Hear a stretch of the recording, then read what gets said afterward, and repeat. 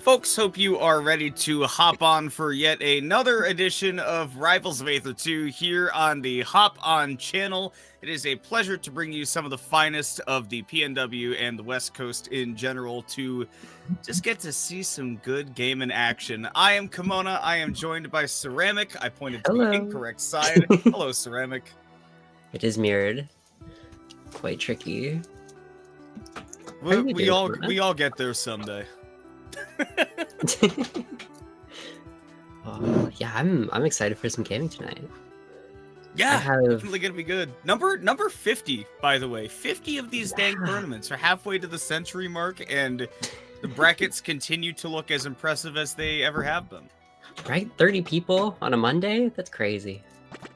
It's a lot. Not only the 30 people that are in the bracket, but like those 30 people are all very impressive players. They like really are. Players they really in the bracket, people that make deep runs at the locals and at the regionals and at big tournaments. I mean, you got every talent level here, but absolutely. A lot of the ones way up top. Definitely quite a few. I'm excited to watch some pools games because we get to see a lot of people who most of the time I'm thrust into commentating top 8 for these, so I get to actually see some like people who are very evenly matched here, so it's very exciting.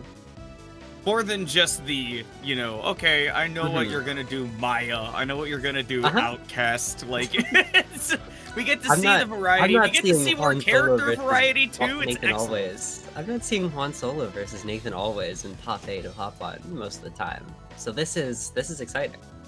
Yeah, get to see the matchup. Juan Solo, of course, bearing a very similar namesake to one of my favorite ball players out there, but indeed going up against Always, who I am always, no pun intended, happy to see because, again, not a lot of the frog out there sometimes. People not too high on this character. Especially over in PNW, he's kind of endangered right now. We got Bird, we got Dry, and kind of Always. That's kind of our 3 Ranos. Maybe there's another 1 or 2 hiding in there somewhere, but I'm not sure. Yeah, Always definitely up to a hot start immediately. This is the thing about Hodojo in this matchup too, is that I feel like these two characters are both just about who gets that first hit, and then if you're playing well, you should be able to carry that to something like the tune of 80-90%. Always taking it to the tune of the first stock, only taking 9% in the interim. This is what's so scary about the frog on this map. I mean, this frog's scary on any map, but especially Hodojo. Those platforms are very nice for him to start early on. Oh, that needle boost. Very nice. Love getting to see the needle boost. One of the things that not too many people were doing at the start of the game. I think that Luck and Ryuk were kind of the two that were really pioneering it at the time, but now it's sort of a staple for, even if you're playing in like the platinum and the diamond levels of Rano, even then you're seeing a lot of needle boost. And man, Always Ceramic 9% taken on each of these stocks. That's consistency. That's like 1 hit from Loxodon. There's 2. Okay. Broke our streak. Commentators, we're not allowed to talk about these things. You just have to be comfortable with the game progressing faster than you can speak, and Juan Solo definitely doing so right now, getting some hits off. Nice maneuvering of the bubble, and then messing it up just a little bit. The eruption not able to set up for a KO though, so unlucky stuff there from Juan Solo. Leaves Always still solidly, comfortably in the lead. Oh, very nice maneuvering around that platform there. That was very well done. Sending Rano off stage. How do we find our edge guard? Just an but maybe some ill-advised up here. A little too antsy right there to try to get back on stage, and it's hard not to against Loxodon because this is a character that can cover you pretty perfectly at the ledge, especially for a character like Rano who isn't able to threaten with a ton of invincible aerials jumping straight off the ledge. So I kind of get it, but Juan Solo keeping it solid, keeping it clean and easy. Always definitely slowing down the game plan a little. I think Loxodon's gonna sit there in F-tilt, and I can just sit on the platform and charge needles. This is where I am comfortable. You can deal with it. A lot of these down air stalls on the bubbles actually kind of gets Always into a tough spot. Doesn't get the parry. Misses the tech on the platform too. There have been a couple of really minor tech errors from Always that have gotten him into a lot of big trouble. Then giving Juan Solo an avenue back into this game. Love that turnaround to set up for the back air though. One more. Bolt ledge. Yep. That was a very nice edge guard on Loxodon. Yeah, pretty easily well done. Something that Rano is definitely able to do. You have to be pretty tricky as the Loxodon to be able to make it around. I mean, again, like, one of the best edge guarding characters in the game, especially once your resources start to dwindle, because back air has about like an 80 to 90 active frames. I don't think I'm exaggerating on that. No, I think you're right on that. I think you're right. When you start talking about active frames in terms of seconds rather than frames, that's when you know that it's maybe a good move. Well, we were man, right back to Hodocho. Yeah, I mean, we were definitely seeing signs of life from Juan Solo. Like, there was some good adaptations being made in those last couple stocks. Like, those first two were very clearly in Always' favor, but Juan Solo almost brought it back to last stock there. That was very close. You do not want to be on last stock versus Loxodon. No, he is one of those comeback characters where things can go wrong so quickly. And honestly, I think that's sort of how this matchup goes a little bit, but especially on this stage, you just kind of have to expect it. We saved the jump. We did not. Great snipe with the fatal boost. Needles off stage. Always, once again, looking so crispy on those edge guards. Oh, for sure. Very practiced.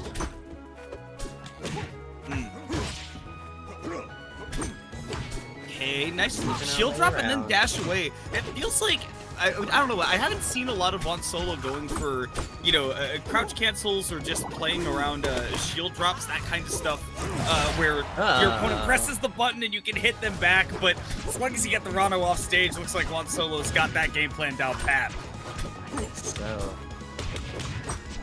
Always definitely for a lot of very high risk, high reward recoveries. Those upbeats on the stage are very, very scary. Woo! Roy zone. Giant axe in the way. Once again, parries online. I love the down tilt to catch it rising, and two back airs. I think caught the jump in there too, because that is not a combo, right? You do have the ability to buffer a jump in there, and if that got taken away in that sequence, then definitely an easy pickup there from Always. But what a pickup!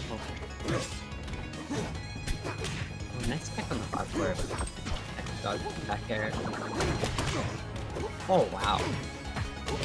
Very impressive small bubble. Ooh!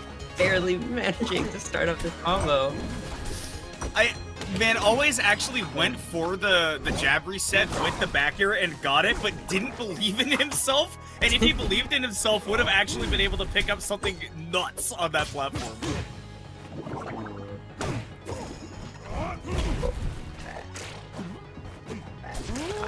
Big whiffs. We go for another one. Disgusting angle. Just a disgusting angle. Forward air definitely has some things to it. It does that. It spikes. It combos. Jeez. What a move. What a move. It's the move that you want to use. And look, listen, I'll make myself the bad guy. I'll be the Rano down player. It's an itsy bitsy move. It's small. You don't always get the sweet spot either. You have to be in a good position, and you don't have a lot of air drift, right? Like, you know, you gotta maneuver yourself. Once you land it, not gonna dictate that it's not a good move. But regardless, showing off all the good properties in that game, always looking solid. Sure. Always is a very, very talented player. He's definitely coming off those Rano nerfs a little bit heavy. He was a very, like, down air heavy Rano player, so that move being a little weaker this patch is definitely a little tough, but very strong showing otherwise.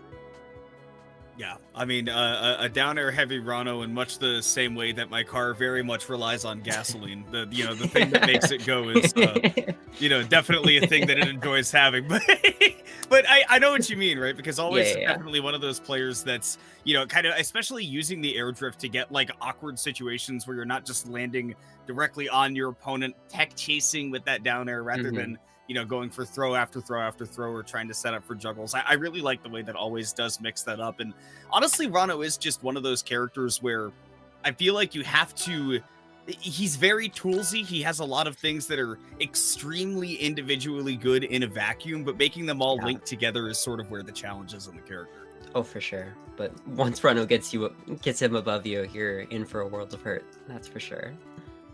Especially when you're that comfortable with your combo game.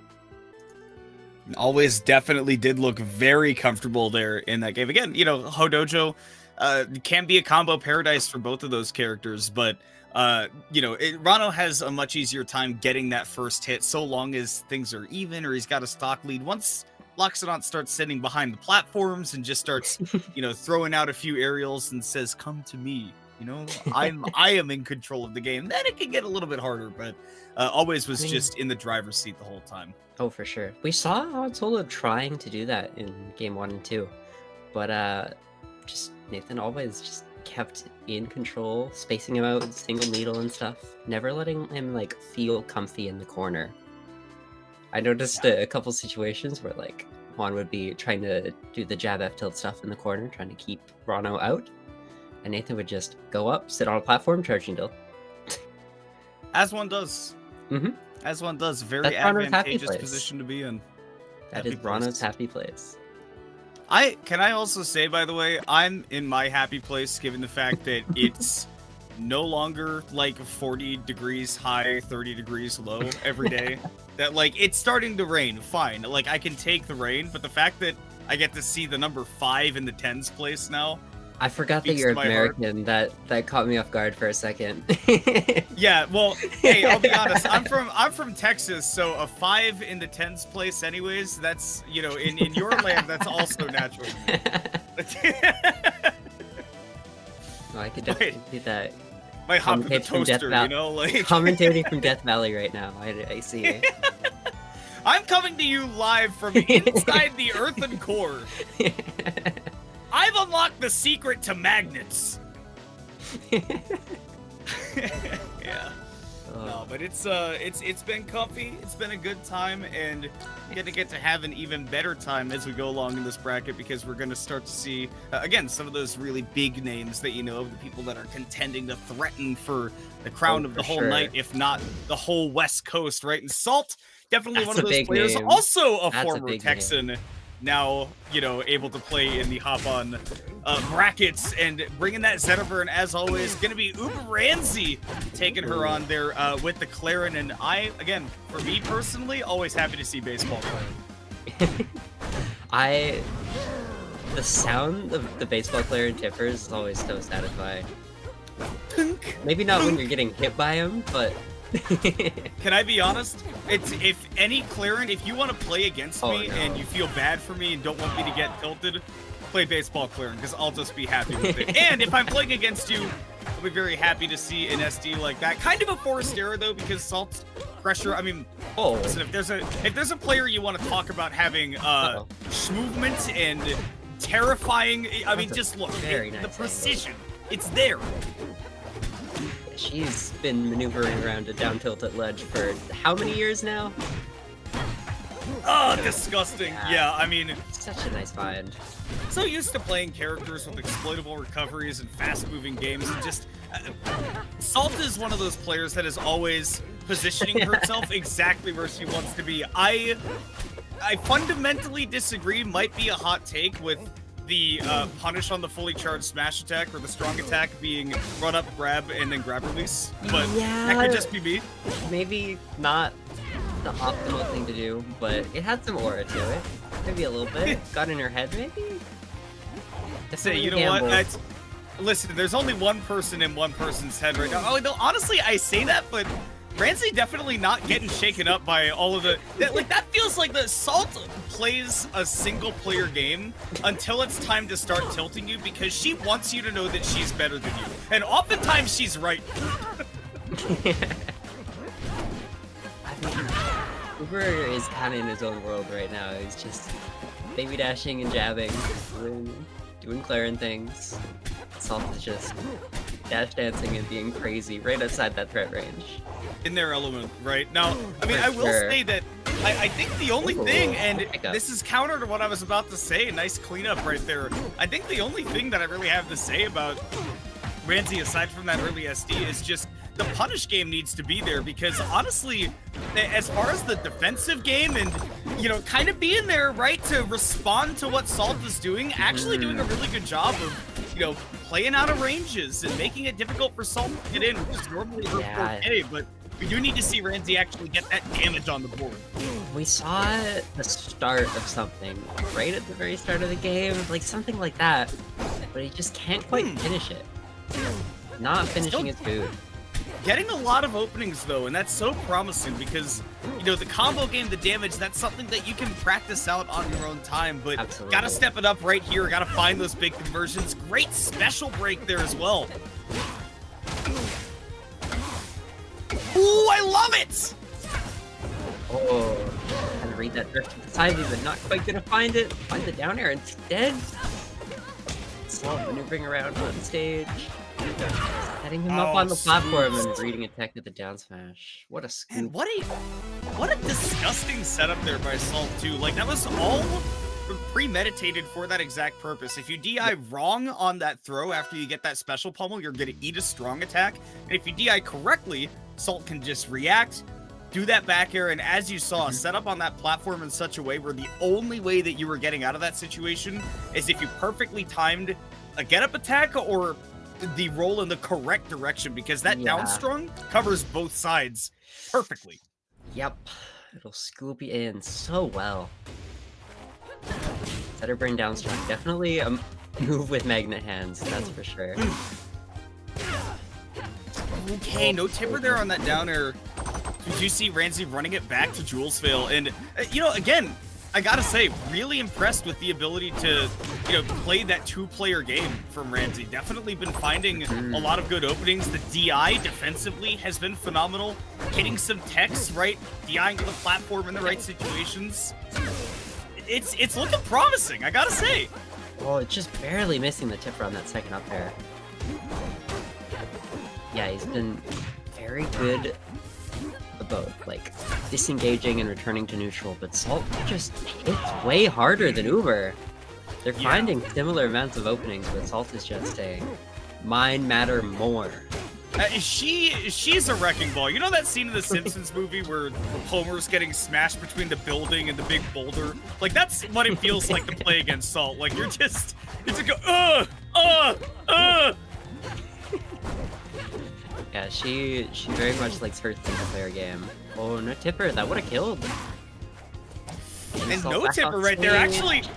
Wow, what a setup.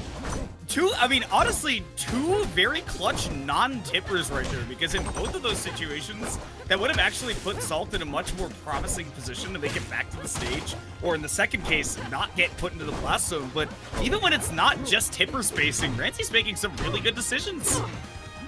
For sure. He's still eating so much damage. Ooh, now this is one of those tough situations. What a tech by Salt right there. And then a great selection right there on that special getup as well. But yeah, you get caught DIing out on that floor and there's nothing to be done. Please, shake my hand. Shake my hand. Shake whose hand?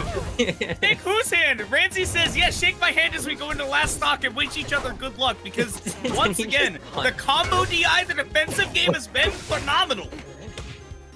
Oh! Yeah, they're having a good time. Pummel. Why is he taunt canceling on the platform? Because we were playing, look at that, again, the spacing, not drifting in too far to re-engage, and that time did drift in really far and went past Salt, who was trying to read that drift back and get the punish. The mix-up on these approaches has been phenomenal. Has to go give big props to Salt for being able to play in such a tight situation, but this is either of these players' game. Oh! Wow. That was a very well-played last block from Uber. That was very I spent so much time talking about Uber in that game, and I feel like it's just because I have not seen a lot of Uber play, like, ever, and I've seen so much Salt play. We know what to expect out of her. She's one of the top, I think the 3 or the 4 seed in this tournament, and one of those people that we expect, okay, like, she is a big candidate to take this whole tournament. You know what to expect out of her. movement, damage, scaring the opponent. But not only Mhm. was Ramsey not flinching, I mean, taking both of those games to very, very close. That first game could have gone extremely differently if we didn't see that early, nervous SD. And again, Yeah. the change up in approaches in neutral, the defensive game, and honestly, as that It set went seemed on, like the combo game was getting better too. Like Ramsey for looked sure. so solid. He definitely seemed like he was playing a lot more confident in game 2, especially, like, after the SD, it seemed like there was a mental shift where it's like, "I can play how I want to. This doesn't really matter. I can just play my game plan." And that's what he did, and it seemed to be working very well for him. So, Yeah, seemed great. I maybe mean, we'll see that him losers moving bracket. on. Yeah, that loser bracket.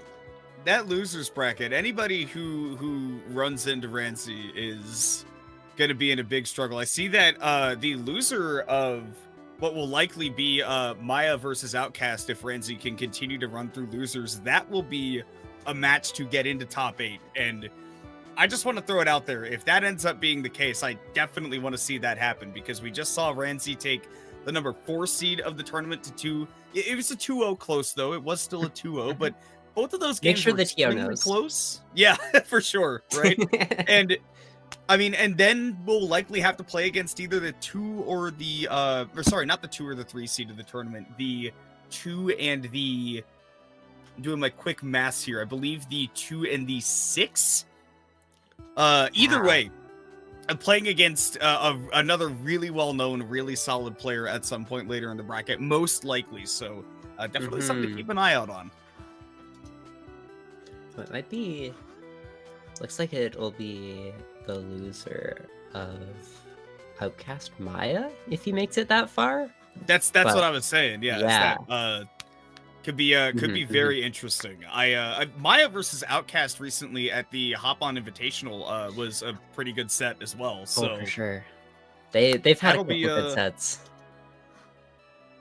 that'll be interesting to see. Although AM's still in there playing against Outcast. Did get a 2-1 victory over Minty, who is also a very solid player. So Oh, for sure. again, this is what There's- happens. There's with a lot of really good people here. 30-player bracket, and I think about like 17 of them are people where I'm like, yeah, you're good enough to beat like really, really, really top level players. Yeah. No, it's So. crazy because like most of the hop on attendees are like in masters most of the time. It's crazy. Yeah, I mean, Or if they're not in master, they just don't play ranked enough to get it, but they're still just really, really good. I mean, to put it this way, right? The cutoff for masters is about top 500 in the game.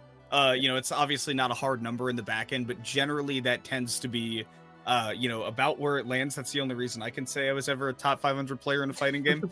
But humble flex aside, right? Yeah, like you're talking about, pretty much everybody in this bracket has that level of skill once you're hitting that top 8, and then once you're hitting that top 4, you're talking about people that are in the top 100, the top 50 of the leaderboards in the game. So Not even the leaderboards, but like the RCS rankings at this point. that's true. It's Yeah. getting a little crazy. And again, I mean, and this is also a really good tournament to give people some last second practice for the RCS finale, which is of course going to be in Genesis. I say that like I'm doing an ad read. I'm not, but to I mean, to we're that all point, excited. right? We're all excited for it. It's coming up in a like week and a half, week or two. And we just had the last in-person event before then for at Frosty Frostings leading up to that. So again, a lot of these players that are in this bracket are also going to be there. Yeah. No, it'll be exciting to get to see everyone. 'Cause I will be making my first trip down to the States for something like this. It'll be exciting. Excellent. And I will be watching because I have work as it goes. And some other people that have some work to do are these next two players, Ceramic, because these two are playing for top 8. We got Sofilo and Mustard, a little bit of Zetterburn versus Galvin action, and Listen, if you like what you saw from Salt, you're gonna see a lot more of that, and also at an even higher velocity with Sophie. Oh, for sure. Honestly, Sophie is honestly slightly more passive of a Zetterburn player than Salt is. She is very good at like retreating and just returning to her dash dance and playing at her spacing, which is like a max F tilt or a max down tilt that you just can't punish. Ooh, but this is a very nice pickup from Mustard. Is not quite gonna finish it. Playing with the food a little too much. It's also just so tough to edgeguard Sophie in the first place because she is always going for these recovery patterns. Although, as I say right, Mustard doing a really good job of calling it out. Because I don't want to say that the book is out, but who knows Sophie's going to be going up against that wall to make her recoveries better. But Mustard doing a beautiful job of not only racking up a bunch of damage, but getting the stock off of that too. Wow. Yeah, if Sophie's not going to hit her text, that's a pretty free. Whacking his Zetterburn away from the wall if they're not pressing that text button is not super tricky. And Mustard taking full advantage of it. Because that is where that character is the most exploitable. Making one poor decision off stage, and there goes your stock. And one missed piece of tech skill. Again, this can just show you how razor thin the margin is for players at this level, that you miss one wave dash and all of a sudden you take 49% and you're off stage. That is what happens when you play at this level. And I'm sorry to say, against a player like Sophie, it's gonna look real rough for you afterwards, but somebody like Mustard can also take advantage, still live it because that boy Galvin large. She just misplaced that UFO. She grabbed ledge. I don't know if Sophie makes it back to stage there. That was a very tough situation to be in. And another tough situation begets another nice early up B, missing that back air though, trying to go down there without any invincibility, and Sophie was already on her way up, so a big hitbox to contend with, and we're going down again. Nice find with the down air.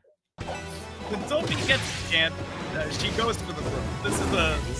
This is a player that takes stocks with a plum. Absolutely. She saw the vision and she executed. Really good stuff. And of course, I mean, her targeting systems are locked. Yeah. Missile lock, enemy already used their flares. You know, beep beep, incoming. Boosh. So, Tempest Peak here for game 2, which is sort of, I've come to realize, you know, I was not familiar with this game. I sort of disrespected it by saying that, oh, this is just funny 6-7 stage. To be honest, this really is just Godai Delta, but press buttons faster. Godai Delta, but the platforms go up and down a little bit. Yeah. Oh, mistiming that parry right there. Using all of our resources to get back. Sophie not gonna make it easy. Double jump burned already, and once again, missile connected, target splashed. Fox 2.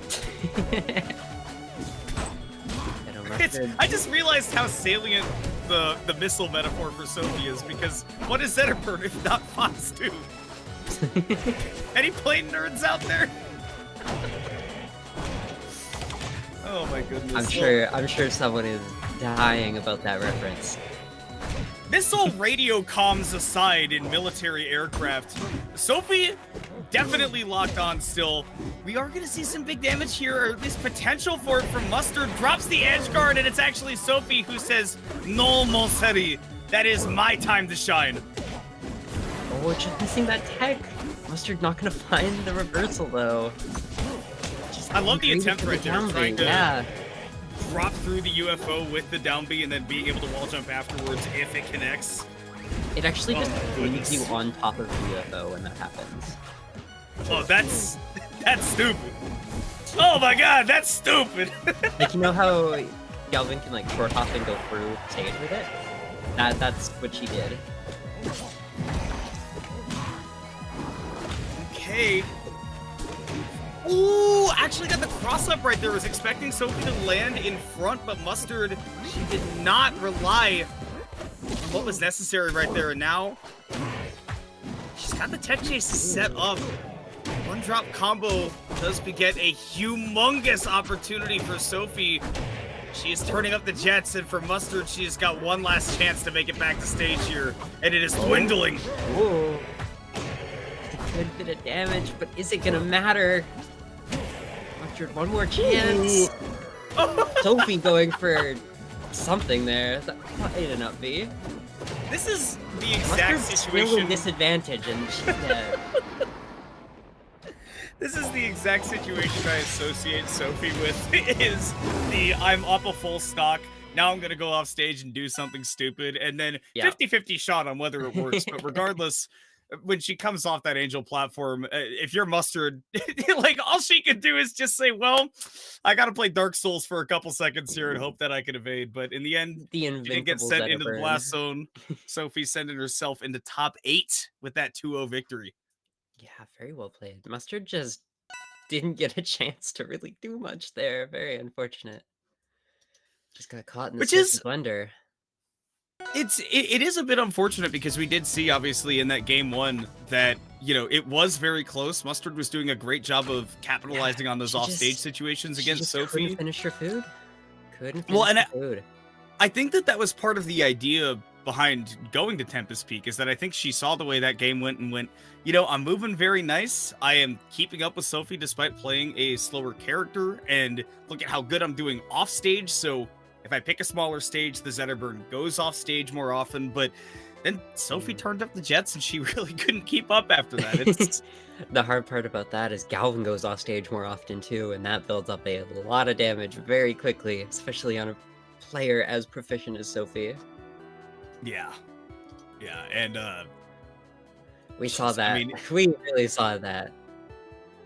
I try to put it together in my head, like, what you do against these top players, because all I can say is that I feel like every good player in this game has a second phase. You know what I mean? Where, like, you're playing against them, you feel like you're doing good, you're like, all right, I can compete. And then you get into the next game where you get into the last stock and suddenly you see the second health bar go back up, it refills, and you're like, oh. No, I've experienced this a lot. Yes. You can what's crazy is that you can feel it happen in real time. Like, you can feel it when you're watching the game, but when you're playing, you can feel it happen before they hit you the next time. And you're like, oh, here it comes. Like, this game is freaking hard, man. It's a hard game. And that's part of why it's so awesome. That's why we love Rivals of Aether 2. Infinite challenge.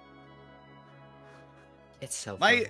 When I get old, my neuroplasticity is going to be up there with the best of them, because I'm going to play this game until I die. Hell yeah. Your wrists might break, but their neural implant that lets you actually play the game still is going crazy.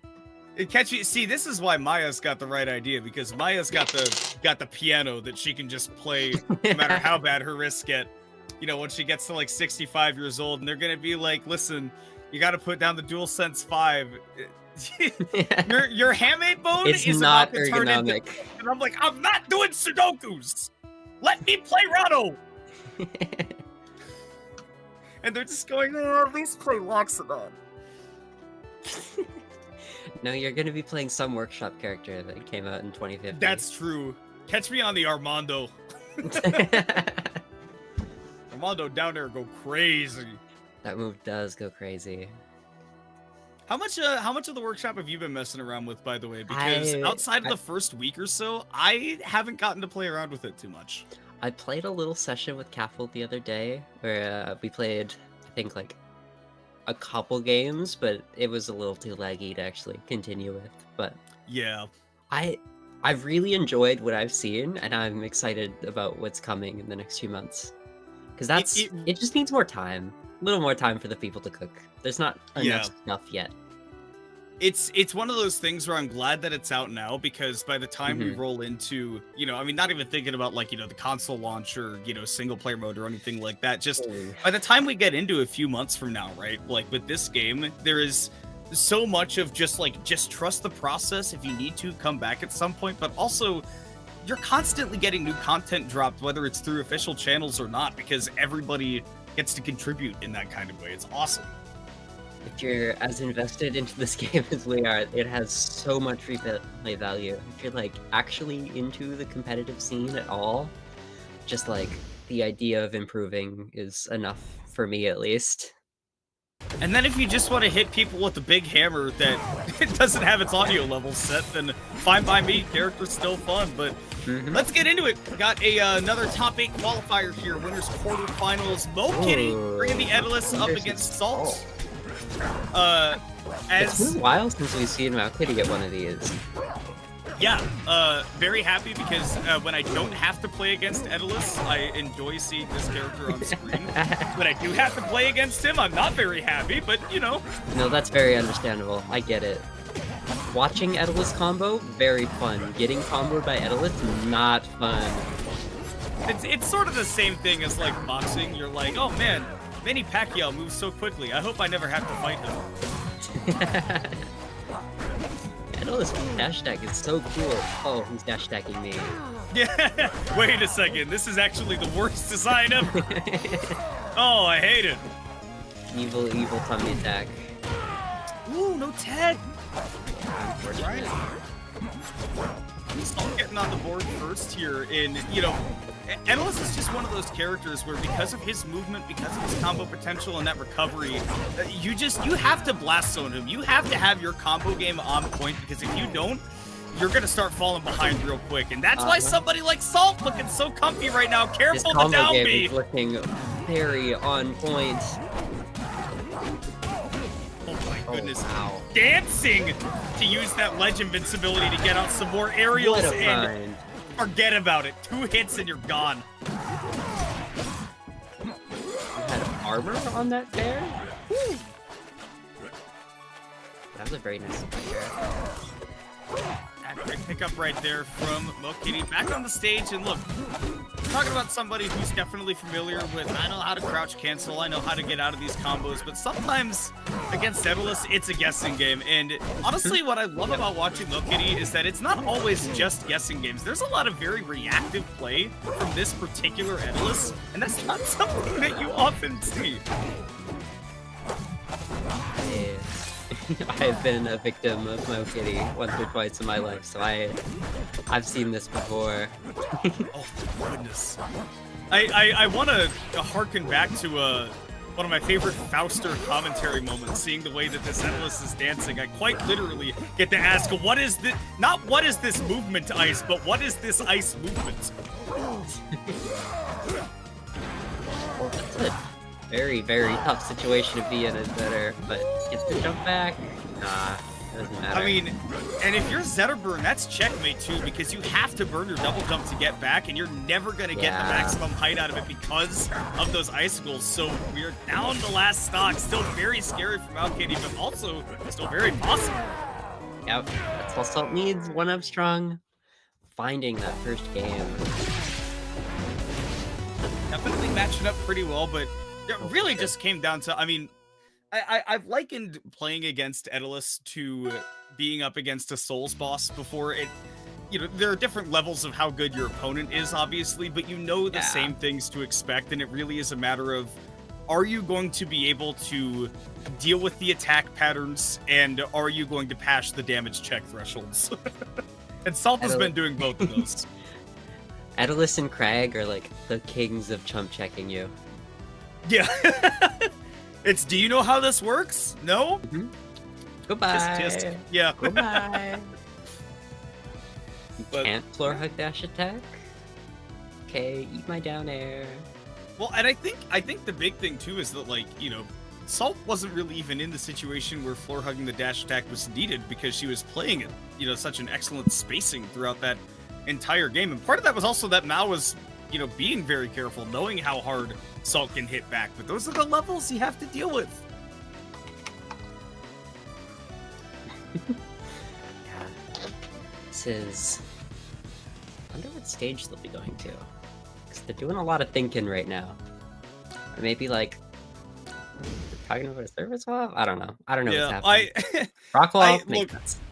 I think that against Daedalus, it's kind of tough. You know that you're going to be playing against him on a very disadvantageous stage no matter what you do, because there are only so many flat stages you can ban, and then on the rest of them, you're just going to have... Well, you have to say, okay, am I willing to put up with the nonsense that happens on Harbor, or do I want to put up with the nonsense that happens here or on Forest? You're never really going to win.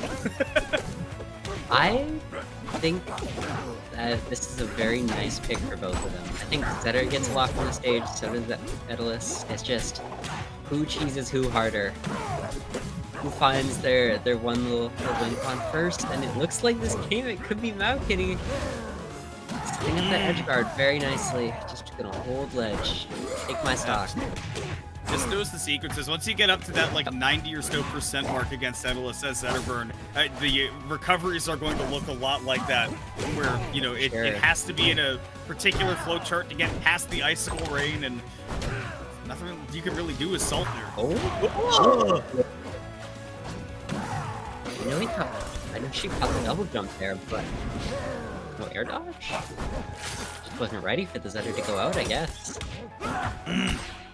No, you don't get the platform camp against Daedalus on the stage. One of the reasons that he does love Rockwall a lot is that, you know, you want to stay up on the platforms to get away from Daedalus. You don't want to have to fight him on the ground, but you can't hop between the platforms on Rockwall because you have to deal with those icicles, and you can do it on reaction because they're far enough away. Oh my goodness. And then you have to deal with Daedalus and his 15 jumps. It's a very nice start from that pity. Mal looking phenomenal right now. Using those icicles to get even more of that winter rain, that wintry mix on stage. Oh my goodness, you better be careful. You might get melted. Fair to land. Oh. Okay, we're looking for the 50-50s. No reaction right there on the tech, but does bait out the grab to Salt, evening it back up. Great sequence. Ends up fast off the game too. Salt really clean things up, building a lot of damage very quickly. 50%, nothing to sneeze at. They can see out a floor hug. Ooh, getting that roll in red. Big follow-up she needed, and now it's going to eat a ton of hurt for it. Icicle rain coming down, and we are going deep. That back air. Oh, the dance, and you found the grab. Wow, that was very nice. Holy. Just scared Maokitty into the corner and found that grab. And on a stage like Rockwall, to just off of a grab, to guaranteed kill Daedalus at like 115 when you get your paws on him, that is, again, double-edged sword of Rockwall, right? I mean, obviously, you pick that stage as any character, you know what you're signing up for, but in this case, the matchup of... I don't know if I've brought this up before, but I went through the Rivals roster and asked one of my friends who's played the game like twice the names of all the characters, and my favorite juxtaposition of everything is that Forsburn is Foreshadow, and Zetterburn is Forsburn, and Daedalus is Shadow. And I was like, yes, Forsburn versus Shatterburn. Let's get into it. and you can't take it away from me. Sure. So excellent showing on the Shatterburn there from Maokitty, but we'll need one more game to win to get into that top 8 on the loser's side. But top half of it, as the seeds projected, going to be a little bit of a Zetterburn ditto, not a Forsburn ditto, as my friend would have you believe. We got some interesting matches coming up. Yes, indeed we do. A couple of the ones that we've talked about, but also one that, thanks to a DQ, and maybe it could have gone this way anyways, we're gonna get to see a stream repeater on, much like we saw from Salt earlier. Always has made it to winners quarters. Normally would have been the seed that we would have expected to see Capel take, but Capel did not show up tonight, so Always taking great advantage of that in the bracket, and will now be, I believe, will be the next matchup taken on Sawstep. So it seems like we'll be getting a little bit of a Fleet versus Rano, and the other winners' quarters after that will be Maya and Outcast, which we talked about earlier. And I've seen both of those players pull out some Lorena. They are well known for other characters, chiefly the Orcane and the Crag, respectively. But also, I'm seeing that Outcast has been playing some Lorena tonight, so we could be seeing some ant action. I think his Lorena is maybe not the play versus Maya. Unless they opt to Lorena Ditto, which that could be really funny, but I don't think that they will do that. They did do that at the Hop On Rivals Invitational for a game, and then after that, it was no longer that.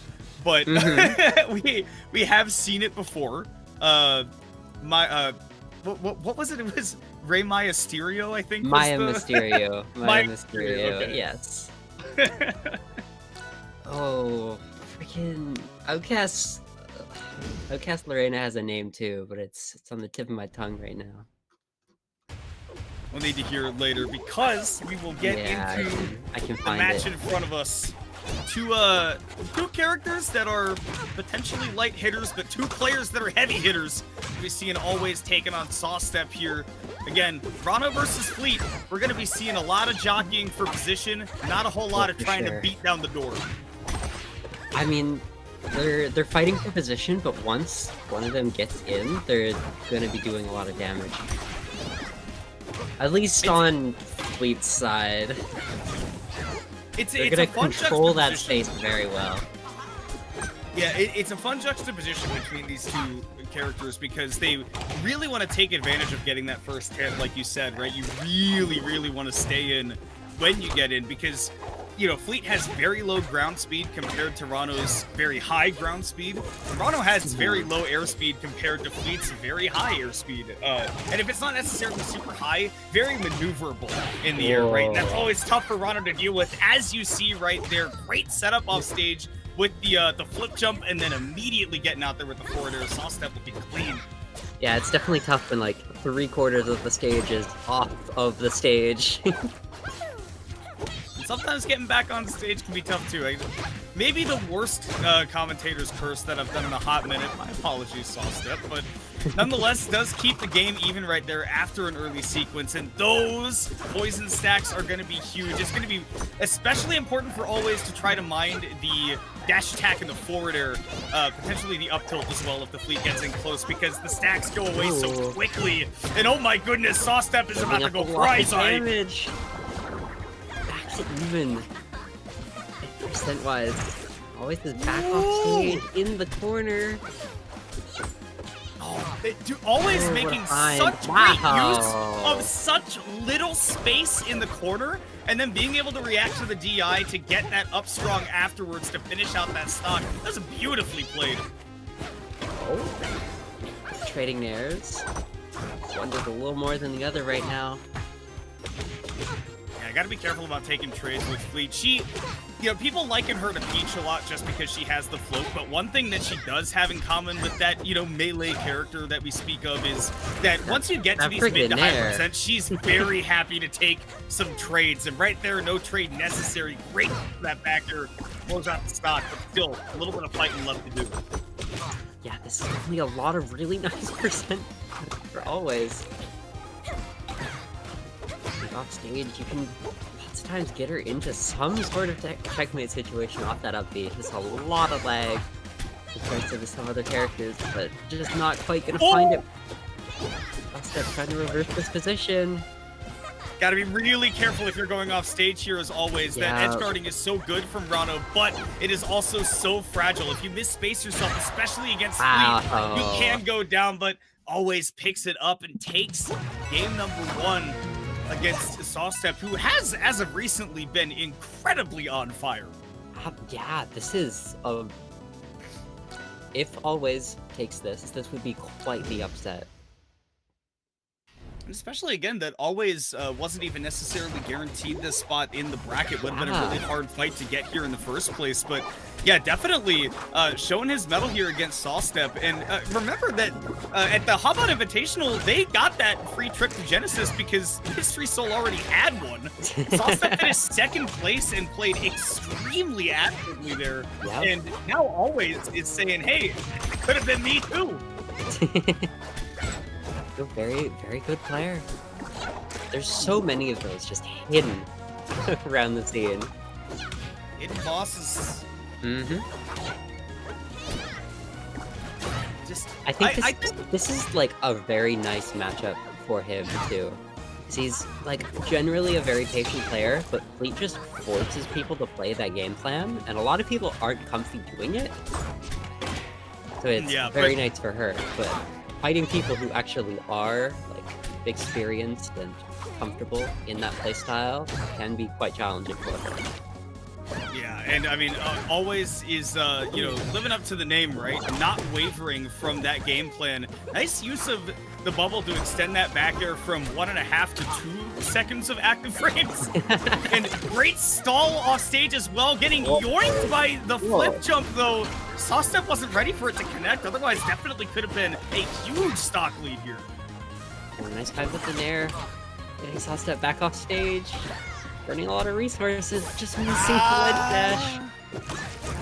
We've seen that a couple of times from Always. We even saw that earlier on in the bracket where a couple of those tech cores led to, you know, either taking a lot of damage or missing out on taking the stock. And that's a margin of error you can't afford as Rano. So going deep off stage right there, going hard for that edge guard, I love it because you just can't let yourself get to that point where you're just free hits.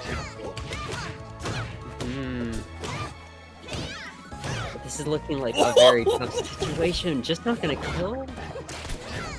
Nice little First of all, bubble, setting it up into a very nice position. Oh, and this the audacity for that not to have killed is so crazy. But man, Sawstep doing such a good job of not getting rattled by it and saying, I'm still in it. Not quite gonna kill yet. Tornado catching, bringing him back out there. Sawstep. Just keeping Always in the corner. Never letting him back on stage. Never letting him feel comfy. And I think that it's that discomfort that has really been the story. And you see it with that whole sequence there, right? Missing a ledge dash, missing the dash back to the stage, and nearly losing the entire stock for it after also missing the up B ledge cancel as well. It's really just an exercise in that discomfort and saying just a couple of those errors is all that Sawstep needs to take advantage of things. And I think that while the game plan is so good from Always, it's the execution of it that's falling short. And man, Sawstep just on top of that. Yep. Just in control right now. Yeah.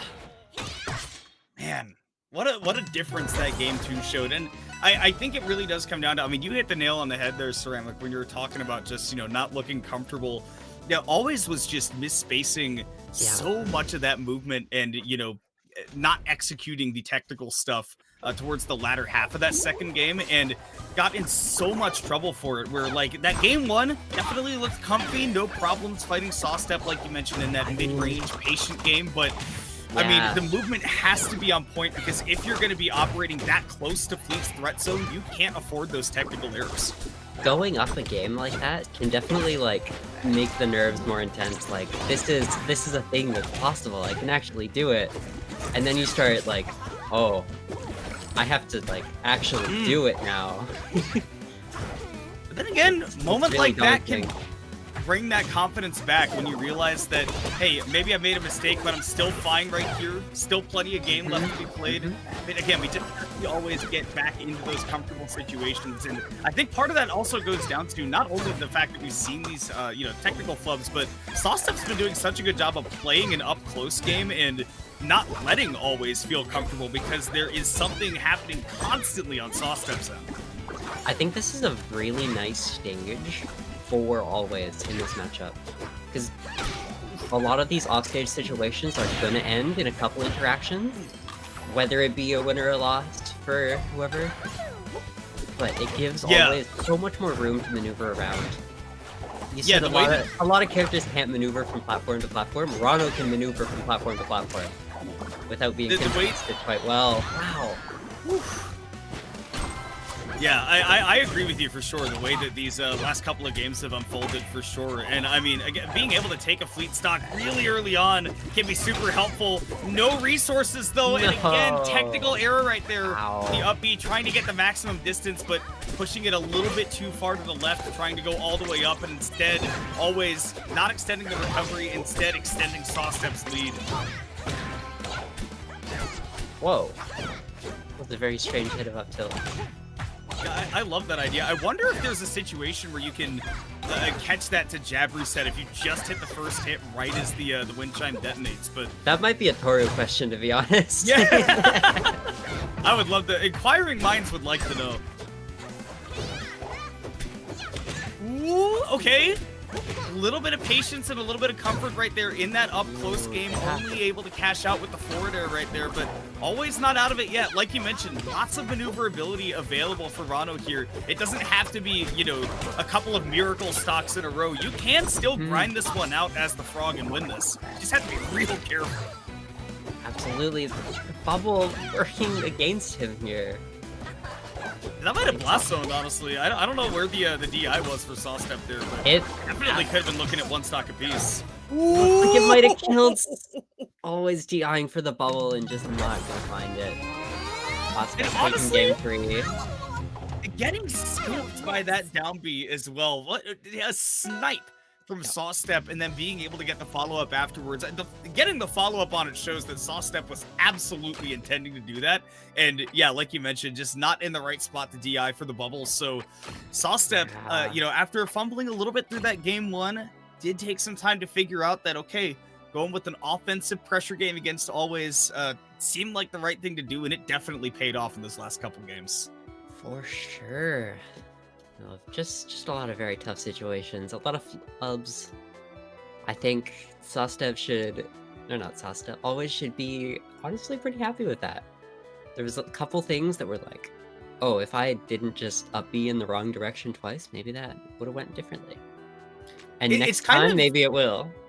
It's kind of like what we were talking about when Uber Ranzi was playing against Salt earlier, that, you know, the failing in the game is not the understanding or the ability to keep up with what the opponent is doing. It's the only place that was falling short in that match, right, was being able to execute the combos and being able to take those crazy early stocks. And it's, you know, similar song, it's the cover of the same song, right, in Always' case, where rather than the combo game and the crazy damage, in that case, it's just making sure that the technical execution and the movement is putting yourself exactly where you want to be on screen, because that is where we saw those big punishes getting eaten from. All right. Oh, we actually are seeing the Lorena from Outcast. I was wrong. Love to see it. You know, It's really interesting. I don't think it's the right play, but we'll see how it goes. I think that you're thinking with the mindset of somebody who wants the greatest odds of winning. Yeah. If I'm Outcast, I am proceeding with the greatest odds of having a good time. And honestly, also, Outcast has been playing so much of this character that I would be confident in playing some Lorena here. And I'm not just saying that because I want to see as much of this character as possible. I kind of am, but I'm not just saying it because of that. Even outside of being confident on the character, I think this is a really tough matchup. I think 4K's edge guarding is very, very powerful. And just Lorena off stage, not a very strong character. That being said, I think that Orcane does do a good job of dealing with Crag, the other character that we would, you know, be seeing from Outcast. But this is what I want to see. I want to see how these recovery mix-ups come into play, because while Orcane can linger off stage for a very long time, it's not always to his benefit. And that is exactly the thing that I'm talking about right there, because the reversals are what are really scary. We're just not gonna find that up there. There it is. 2 of them even to close out that stock, and unfortunately for Outcast, chair right on the puddle as well, so that can be taken away. Your privileges to seats could be revoked at any moment.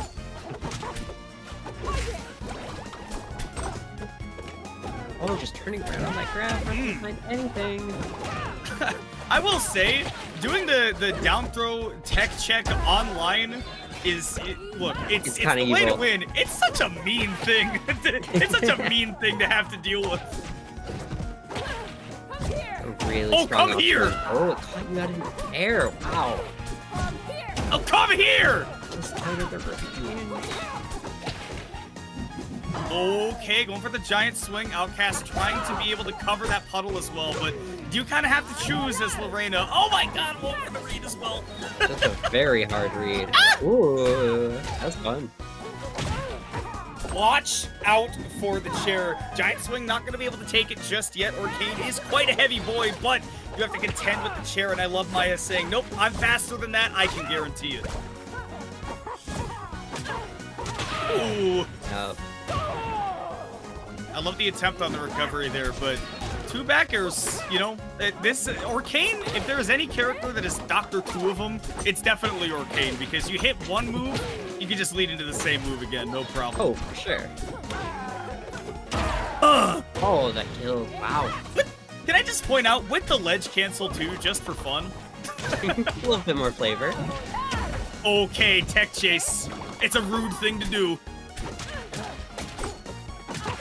Ooh, Just got the spacing! range of that grab. Oh. Cute mix-up by using that up B near the ledge with the chair as well. Gives the character the option to select. No matter what, you're going to be in a good spot. Going high, have to mind the puddle because Maya can get out there at any moment. And where are the resources? Do we at the chair? We don't. So it's going to be the big fish taking that big game numero uno. My only question is, for Lorena? It looks like we're seeing more Lorena. Ah, believe in yourself. Yes. The wrestler identity is strong. All right, we go from the home stage to arguably the home stage for Lorena because Yeah. those close blast zones, like, as long as you're not getting camped out by your opponent on those platforms, love to see some rock wall if you're Lorena. Honestly, Lorena's the one doing the camping most of the time on Rockwall in my experience. Good point. In your experience, I thought in your experience you just side B and take the chair all over the stage. That is also true. That is also true. Ah, yeah. Bit of a predictable recovery right there. Arcane Nair will be beating out. I mean, honestly, a lot of moves, but especially, you know, just a command grab like that, you're not really going to be able to get past those edge guards. You have to be pretty creative with how you get there. Wow. And speaking of creativity, just a little juggle into the you can't see me, you can only see the blast zone. Quick shot. Ooh, spacing. Oh my god, Outcast! Hold on a second, Outcast!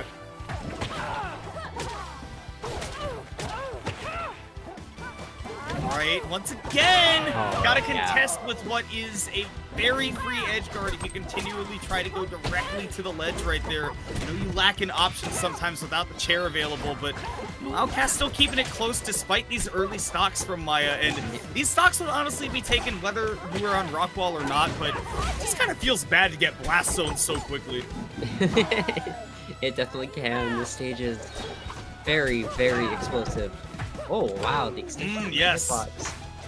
Oh, just a little bit too close to the platform to actually connect the up air. You need enough space to actually be able to grab your opponent and land on the platform to be able to make that work.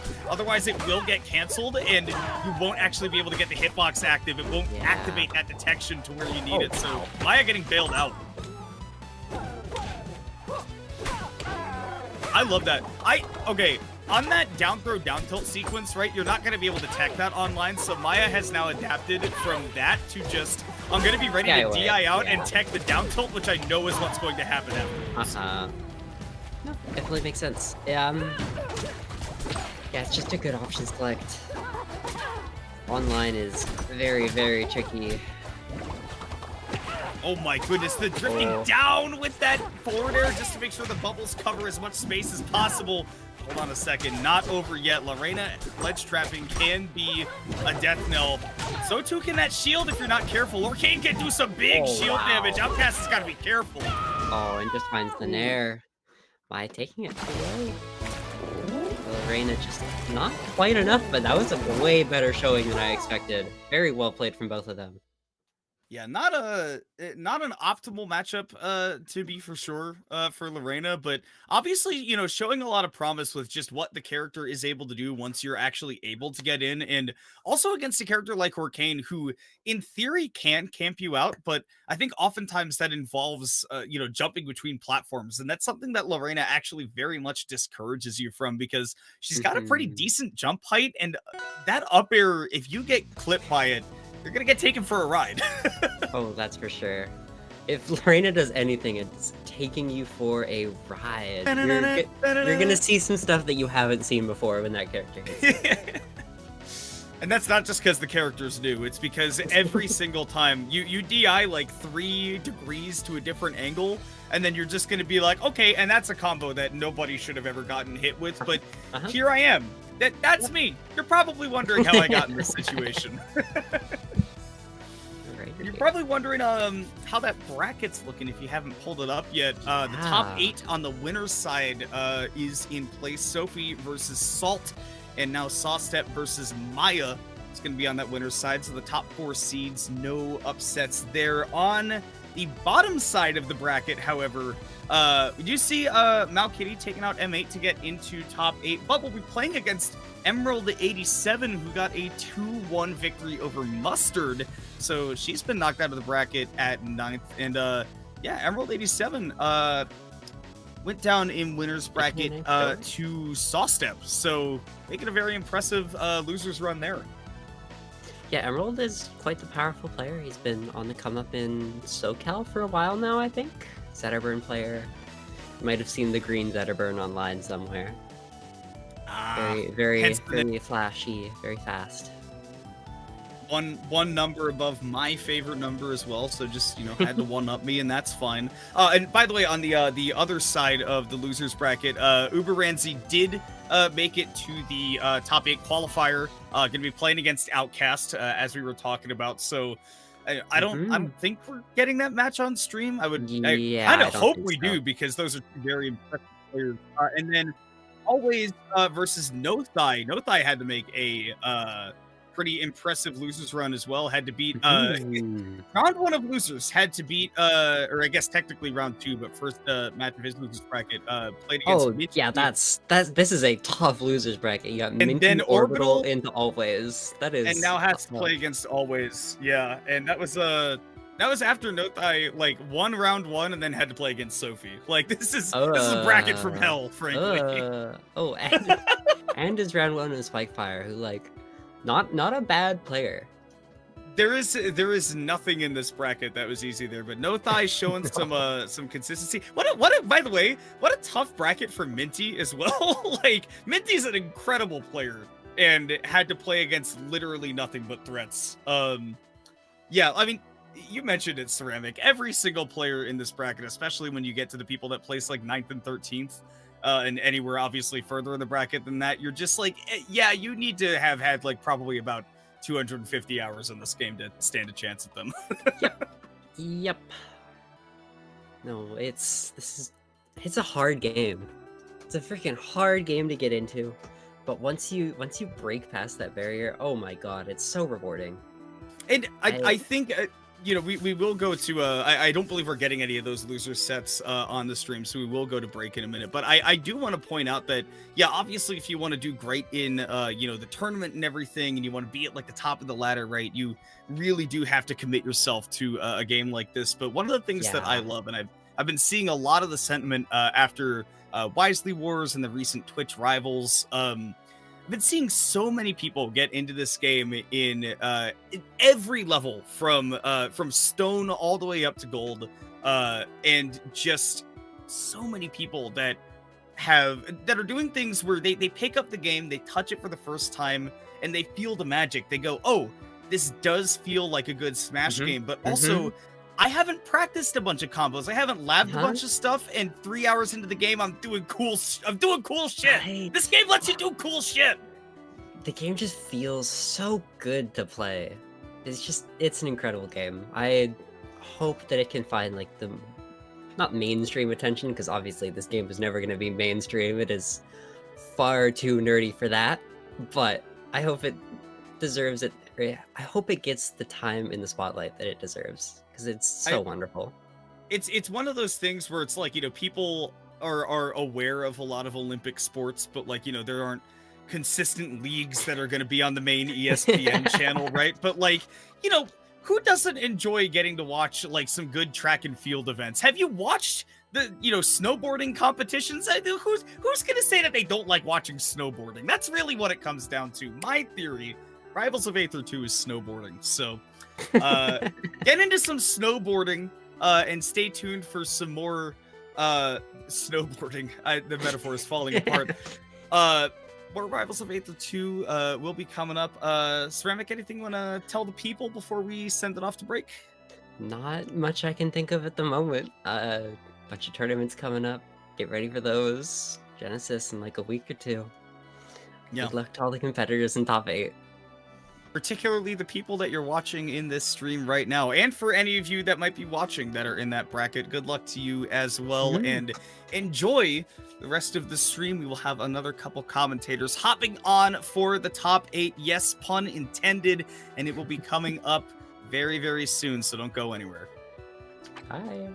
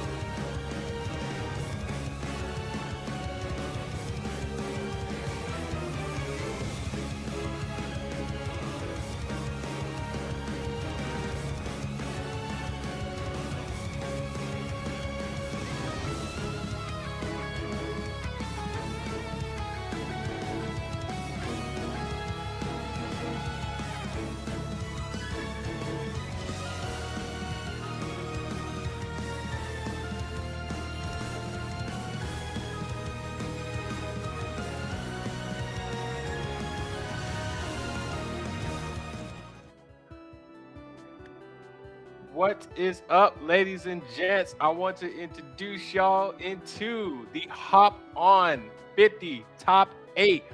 We are commentating tonight with my boy Raven here. We are having a blast tonight. It's going to be a dope time. Raven, how you feeling tonight? Pretty good, man. Just coming back from Frosty, and so obviously I'm a little tired from top 24 commentary, but hop on commentary. This is where you're gonna feel comfortable. You're gonna be relaxed in your nice chairs. I got my nice drink here with me. It's like, what else could I ask for? Not to mention some amazing players to get to watch. Yes, that's about to be a good vibe too, because I know we have Salt and Sophia coming up on the winner side, but we also have Sawstep and Maya coming in on the other side too. That's why I'm like, great set. Ooh, it's about to be one of those nights. I'm just ready. Yeah. I'm very happy to see Sawstep and Maya. There's two amazing players, and it's cool to get to see them go head to head. And then, I know in the losers side of top 8, we also have Emerald 87 and Mao Kitty. Always mentioned, and the one and only Outcast, one of Hop On's most premier commentators, will be competing this time around. And while we won't get to see those loser sets, good luck to all those players, and hopefully we will get to see you make the run today. Absolutely. It's about to be definitely an interesting night when it comes to the loser side as well. I noticed that Outcast, as I was talking to him, I think it was yesterday. Yesterday he was streaming. He was like, "Yeah, I think I'm gonna go full Lorena," because I've known him for crack for as long as I've known. And I was like, "Yo, the switch up is about to be real if you're gonna do it that way." All right, let's go. Underground Arena, we're hitting with 2 Zetaburns, both going this blue palette too, matching the Underground Arena. Ooh. But what's not matching is Salt's pace. She's already playing so aggressive. Yeah, the pace at this rate with Sophie is already giving out vibes where it's like, Salt, all right, I need you to pick it up just a little bit. Oh man, I haven't gotten to see too much of Salt play holistically. Every time that she's at some event or major, I'm just not watching at that time, or I'm not there commentating. Ooh, Yeah, that was what a bad way to start that out. We're 40 seconds in this, and Sophie's already SD'd. And that's crazy. Sophie's one of the most dominant Zetaburn players, and obviously the new history of Rivals too. And she's got to show that, hey, this is her title, Salt. You can't be coming in here trying to be the #1 best Zetaburn player. That's Sophie. Now, maybe we've got some other good Zetaburn players, but Sophie's definitely the hop-on premier one. Right. Sophie's still making a statement with that forward throw, so definitely like, hey, you know, I may have SD'd that moment and given you that stock, but it ain't over until it's over. It ain't over till it's over. Ah, man, I love that idea. I love that mindset. You never know. I love saying that nobody's ever really winning until it says game over. Exactly. It's like a little bit of cash prize, but hey, this is Rivals, so it's about to be a quick, fast, in a hurry, showing you the stocks, the percentage, the damage, everything. So far, man, they're really just trading blows very. Oh, I knew it! Oh, I was like a little bit of dipping down there. Where you going, Sophie? Oh no, I said Salt. I apologize, man. See, I'm gonna get the two Zetaburns confused. It's just the blue flames matching up. But Absolutely. man, Salt's coming in there so aggressive. Yeah, Salt's like, oh, I'm running with this one. Not even given the option. Go the Nair to take her off the stage, but she's coming right back. And again, Salt, this has definitely got to be years of all of this, plat fighter experience. Salt's having extremely control of center stage and knowing the value of keeping your opponent off stage like this. So when she's losing it, you're noticing that she's being a lot, like she's changing this aggressive style to be a lot more poking. And so she's taking a lot more time. Ooh. Yep, and that'll just do it. Just not even try to GI attempt that. Just like, yeah, we'll just leave it as it is. Start it over on the next game or the next round. Let's see. I'm not gonna lie to you, little DJ. I'm afraid. It seems that you might be a little quiet, man, and I'm struggling to hear you. And I just want to make sure that chat can hear you because I don't want to deprive chat of what they deserve. No. You know? There. So I might. Is it a me thing? It might be the microphone. You know how all this goes. It might be just honestly, just might need a little closer. Might need to speak up. I'm not sure. But yeah. Well, I don't want to scream in people's ears. Yeah, it's a hard battle, man. Audio problems always the worst with this. Dude. Salt says, "Oh, the casters aren't paying attention." Real quick, let me go ahead and take a stock real quick. They won't even know what happened. Right. It'll be like, hold up. So definitely picking off a good counterpick stage with Oasis, or not Oasis. Yeah, I think it's Crystal Oasis, right? The stage. Yeah. So like, oh my God, Salt is just running with a good stock, having the stock lead, like having giving Sophie a hard time trying to just get in there, but definitely Salt is just holding on with 86% right now, not giving it a little bit leg room for Sophie, but at the same time, like Salt is just like going in, like no remorse. Yeah, it's jarring. I think we as platform fighters kind of change what we define as neutral a bit. Ooh, good call out on that. But we don't really have neutral like some traditional fighting games really do, with real intense footsies, just kind of throwing out an attack, backing off, shield up here, a little bit of attack, how much aerial drift. Instead, but these two are doing that as Zetaburn players. You're seeing it especially towards the start of neutral, and I'm guaranteed we're going to see it the second that Sophie's invincibility here goes out. Very much taking kind of like blows at each other, especially with Fair, really deciding who's going to get this opening in neutral, and then how are you going to be able to capitalize it. It is looking very trad fighter through some of these footsies exchanges. It's pretty cool. We don't get to see that much in Rivals. Yeah, it's very fast-paced in Rivals. It leaves a definite mark when it comes to just the platform meta settings nowadays, where you're looking at the old school settings, like starting off with Melee, but at the same time with new games like Rivals, you have new players to come out in the woodwork to just test the waters and see how the gameplay is going to work. Oh no! What a shame. You Look, hate to see that happen though. I'm luckily, this isn't like some things where it's a best of 3. This is top on. We get best of 5, and Sophie.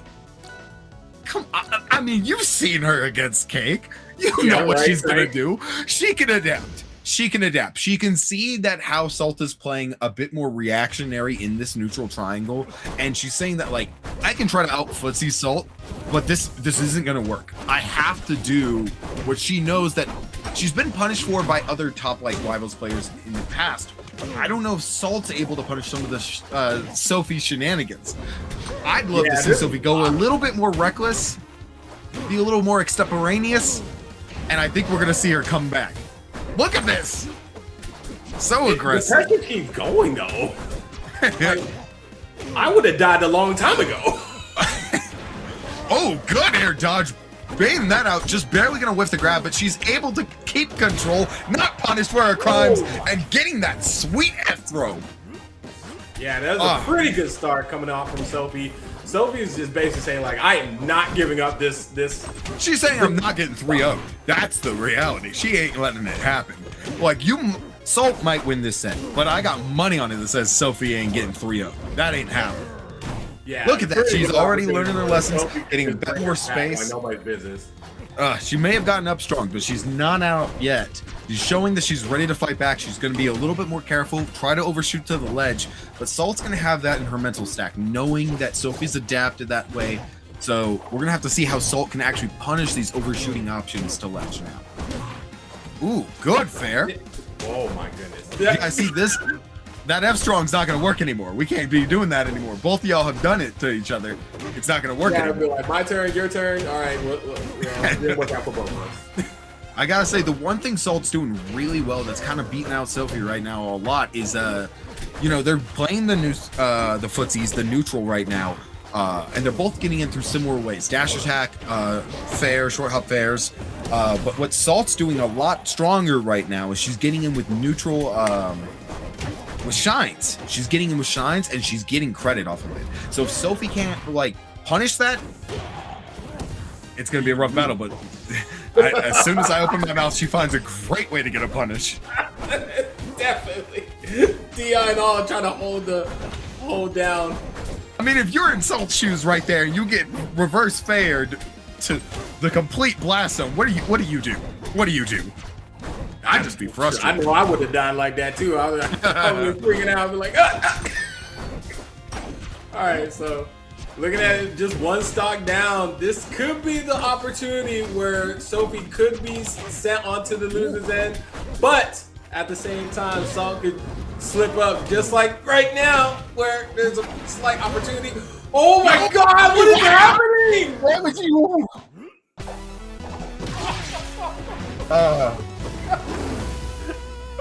All right then. Hey, all right. This is just how the game. She had that. She came in with the nair. It was very reminiscent of how Switch does those nairs.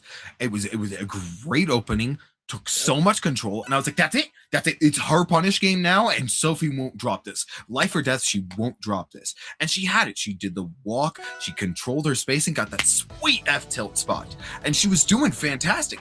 But when she was off there, she just upbeat straight. She didn't go to the wall. She didn't air dodge to the side. She didn't even aim for the corner. She just went straight. Yeah, I was trying to figure that out too. I was like, I don't know what happened there. It was like maybe a misinput by accident. I want to give it the benefit of the doubt, of course. It had to be something. I don't know. In that very moment as Sophie was playing, like there was an earthquake, and when she was trying to hold the controller still, it must have something happened. Somebody tell me there was an earthquake. Somebody tell me that. And so I was wrong. Sophie did get 3-0'd, but this is Sophie we're talking about. I am sure we're not done seeing her, especially because she will be relatively further in the bracket. Before we get on to our next set, which is going to be a fantastic one, I'm happy to say that Mal Kitty made it on clean 3-0 against Emerald 87, and always mention 3-0'd one Outcast, which kind of crazy. I would have loved to see that set, and I'm definitely gonna have to go watch that back on Outcast's stream. I am curious, so like on the characters themselves, like who do they play? Like I know Outcast like plays Crag and whatnot, but always I don't think I know that Traditionally, he plays Rano, but I'm not sure. It's been a minute, so well, I may be wrong. Let me go ahead and check this chat. And then Mal Kitty, like that sounds like I heard that name before. I think I commentated that at one point, but I just can't remember that character. I think maybe a Maple. I don't remember. Mal Kitty, I know the name of from my time in Melee. So I think that's why I recognize the tag, because I'm not saying I'm the expert. I'm just saying I do recognize the tag, and I'm excited to get to see some games. So,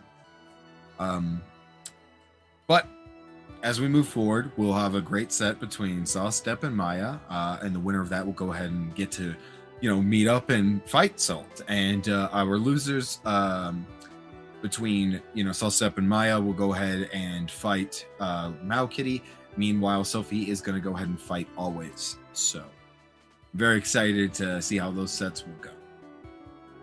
Yeah, it'll definitely be a good turnaround coming from Sophie's end on the losers' end, because that's going to be a demon itself. Like whoever's going to be facing that one, I think Sophie's a make or break. Facing Sophie on Sophie's a make or break. She has no option. So it's the 0 to 100 kind of mindset. Except Sophie is very much like, if she's at her 100, she's at her 100. So if she's gonna fight Mal Kitty, and she's either going to she's gonna fight Always, and she's either going to dominate that match, and then she's gonna have an insane losers run, or she's gonna lose. She's not gonna do super well to Always, and regardless if she wins or loses, it'll be a rough spot for her. But if we see a clean 3-0 dominate, I'm sure she'll surprise us in grand finals again. And then at that rate, right? Like, say for instance, you see Sophie all the way making the losers run. Like, do you think that this is about to be one of those nights for like a game 10? Like, it could be one of those moments, especially with the footsies we saw between her and Salt. If she's ready to go 100%, she's willing to slam down that energy drink and honestly just straight up lock in. We're gonna be here for grand finals reset, game 10, and it's gonna go to time at that point. They are going to straw man this out with one another.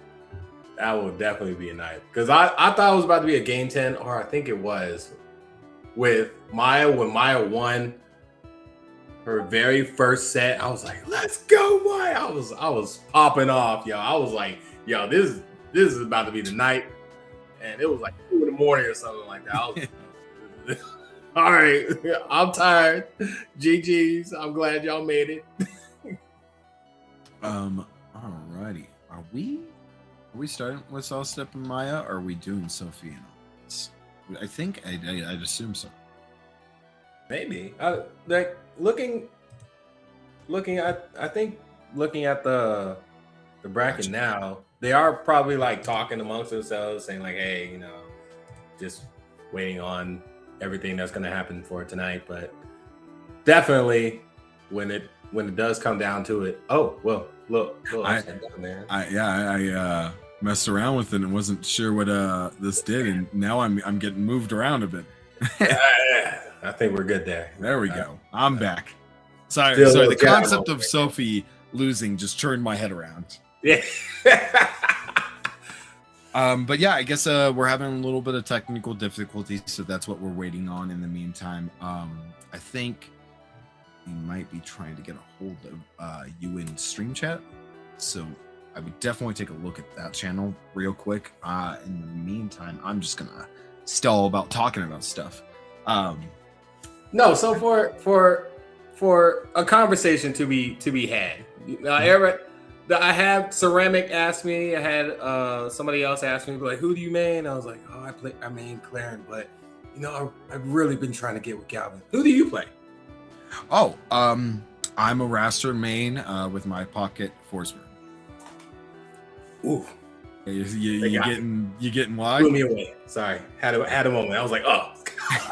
I love when everyone's like, "Oh, you're playing Raster," I'm like, "Yeah, I'm Raven," and it's like, "Oh, kinda, yeah, duh." But you know, I'm playing a lot of Lorena as well because, of course, she's amazing. She's huge for the history of platform fighters, and of course, I'm a huge fan of her creators and their new game they're making and such. And also, I talked about this with Dat Boy, the same as how Outcast is playing Lorena. We as casters absolutely love the idea of Lorena. She is very much the people's champ. So I think like every caster deep in their heart wants to main Lorena because we're watching her come in there, dive on somebody, and we're thinking, that's literally me. She's literally me, dog. Yep. And I had like one of those moments where I was playing Lorena. I'm not gonna lie, I'm at like a 12. You know, that's probably because of me playing doubles a little bit more than singles. But whenever I try to play the ranked and whatnot with Cruz, I'm always down for the side B just to spike them down and be like, yeah, what's up? But oh my goodness, the times that Lorena gives me is just great joy. I love that character. I can't wait for the next character. Yeah, I'm very excited to keep just absolutely getting peak. My lobster's too buttery. We just eating good here in the rivals world. Speaking of which, as far as Lorena, wow. Speaking of Lorena, y'all keep an eye out for the Lorena community montage video coming out soon. The Lorena Discord's going hard, so it's gonna be exciting. Oh yeah, I definitely believe that. Like whenever I see the chat just blowing up, be like, "Yo, Lorena frame data is like pretty fun and whatnot." It's like there are moments where it's like, hey, she kind of gets toppled over, but Lorena's just so much fun overall. Like I don't care. She's good to watch. All right, here we are. My apologies versus Sawstep. Here we go. Starting out winner side.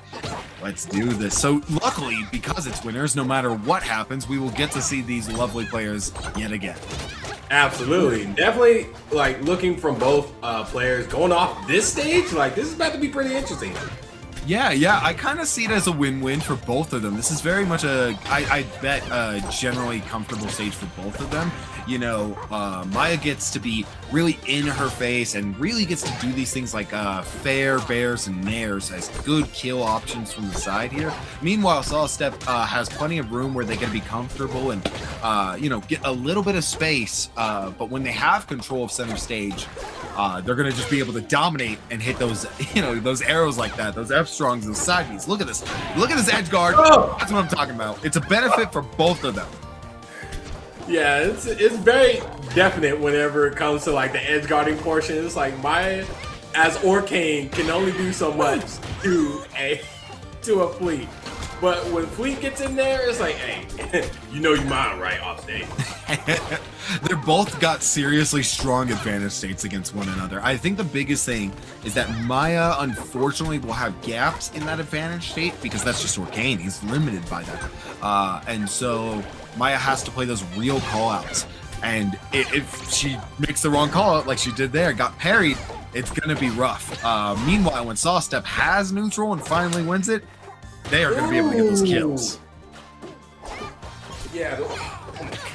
Like, sometimes, like, looking at the way this matchup is, it looks dual, but at a -1 for Fleet. Like, yeah. I look at it, it's like there's so much to be worked with when it comes to working. And, like, Maya's really just showing it tonight. Yeah, she's being mad aggressive. Man. What did I say? She said, oh, you're in bear distance. Come here, friend. Maya, queen of the bears, honestly, just nailing those perfectly sweet spots. And if she does hit you with the soft part of that, that just means the sweet part's coming next. Absolutely, yo. You're like a Sour Patch Kids with those bears. Right. Oh, First they're sweet. Now they're so honestly, now that now that Sawstep gets a more have control pick up the stage, we're gonna go to Jules Vale. This way, it's very similar to the Forest, except I would say this one is in more advantage state for the fleet because there is a lot more opportunity to gain control when Maya has those inevitable drops. And now Sawstep's gonna be able to hit back a little bit harder. But if Sawstep makes those mistakes, he's gonna get punished. So he really has to kill this. He has to kill this fish, this thing, this dog. I don't know what Orcane is, an animal of some kind. Something, right? We put you in I that, can't believe that that- moment where it's like with Orcane, there's only so much to look at, but at the same time, so cute. Depending I on gotta give props to Sawstep right there, getting that float float to bear right there. Man, that was a great option and a perfect way to land that kill. Any other fleet would have looked for a down strong and it would not have hit. So props to Sawstep for that bear. Oh right my goodness, the mix up with that up B. I really thought he was about to use that up B portal. Honestly, I think Maya very much is one of the few Orcanes out there who does play the mix-up. Some Orcanes basically will never use it ever, but Maya does like to actually mix it up, so you can never tell when she's gonna go for it. Oh my goodness. Yeah, the way Maya is cooking right now, Sawstep is definitely not like out of the game just yet because they're pretty much even right now with percentage. Oh yeah, they're trading blows very much. Yeah, they're so, definitely but trading blows. Maya, Oh my gosh. we're seeing her use these down tilts to really get good pokes in, and when she finds these good pokes, that's a stock every time. So it's gonna be rough. I really don't know where we're gonna see it, but there we go again, another down tilt and just barely missing that sweet spot. Yeah, I wasn't able to get that down tail, but got the up air like And that sweet nobody's spot you're business gonna here. land. Oh my god, this Another is bear. another trade. Honestly, rule of threes. I want to see Sawstep get another bear as the kill option. Here we Yo. go. We've got it empowered. There it is. The wind chime's coming on. Not able to get the snipe, and you know that she's not going for the puddle this time. Good option. Yeah, Sawstep being definitely. patient. Oh my goodness. Definitely coming in with a lot of pressure on Sawstep. Coming in with a nair into a 4 strong. Oh my goodness. The pressure is real. Can Maya get back on stage? Oh. Oh, man. See, that was my own arrogance. I saw 2 bear kills, and I just assumed the third one was going to match. It was going to be a rule of threes, but I didn't even see that dare coming from a mile away. I had no idea. Yeah, how dare Sawstep do that? I know, we're betraying the code. All right, Crystal Aces. Now we're going to see this yet again. We're going to have a lot more room. I think this is bigger than Jules Vale in that sense that it's now going to be a lot more beneficial for Maya, and of course she's going to have these additional platforms to be able to jump off higher distances to get these sweet spot up airs and these nice bear snipes. So this is going to be good for her. Ooh, the timing on that F strong. Not even phased by the puddle. Yeah, Oh, we at the water park. Get out of here. What are you doing? Oh my goodness. The double bear is not going to kill with that snipe. Oh. Well. Yeah, that was a lot of put in effort just on I saw Sawstep Sawstep. just to kill Maya. I saw Sawstep put their finger in the mouth, pulled it out, and was like, calculating the wind distance and said, all right, 12 kilometers, got it. And got that snipe. The up-close snipe for the mix-up. Unfortunately, chimes are back on Sawstep. Not going to get punished for it, though. Coming back safe and sound, holding onto the stock, getting some percent. Oh, there you have it with a good recovery coming on Maya's end. But wasn't enough, guys. Maya's still on the edge, trying to hold on to that stock. At the same time, Sawstep is trying to hold Maya to the very end, but now, oh my goodness, Sawstep is 1 stock down on that end. Can Sawstep be able to recover from this? Oh, wait a minute. What are you doing? What are you doing down there? Oh my god. Oh, Lord. Sawstep trying to give me a little bit of heart attack real quick. Here we are going out there. There's no need. retreating back. Kind of egregious looking for this up strong, but hey, you know what? You gotta set a precedence that you're looking for it. Exactly. Like trying to still get it, still make that attempt is just enough for anybody to just go ahead and go. That's that bear yet again, getting the reverse hit on it, but Maya comes back nice and fast. Oh my goodness. Oh my goodness. Said, take a bath, Fleet. What are you doing out there? The dare, not able to keep it going. We're sitting around that 111%. Here it comes. Yep. Oh my goodness. This is why we went here. This is why we went here. This is game 3 too. Like you can only see how game 5 would turn out if like they were to still keep going at it like this. Oh yeah, we're definitely gonna get a game 5 if this pace really keeps staying on point. They're really adapting to one another. No person is really staying kind of the same way, and their lead isn't lasting for too long. The second someone's doing good in this match right now, the second one swaps right over. There's that down strong. Absolutely. Oh, this is gonna be a bit rough. Neck too. Maya makes it back safe, gets the down tilt pokes yet again, but not able to close it out. Yeah, very unfortunate DI there, but you know, there you have it on Sawstep's end for game 3. Hopefully Maya's able to have a good counter stage. Oh, just went straight to gold Delta.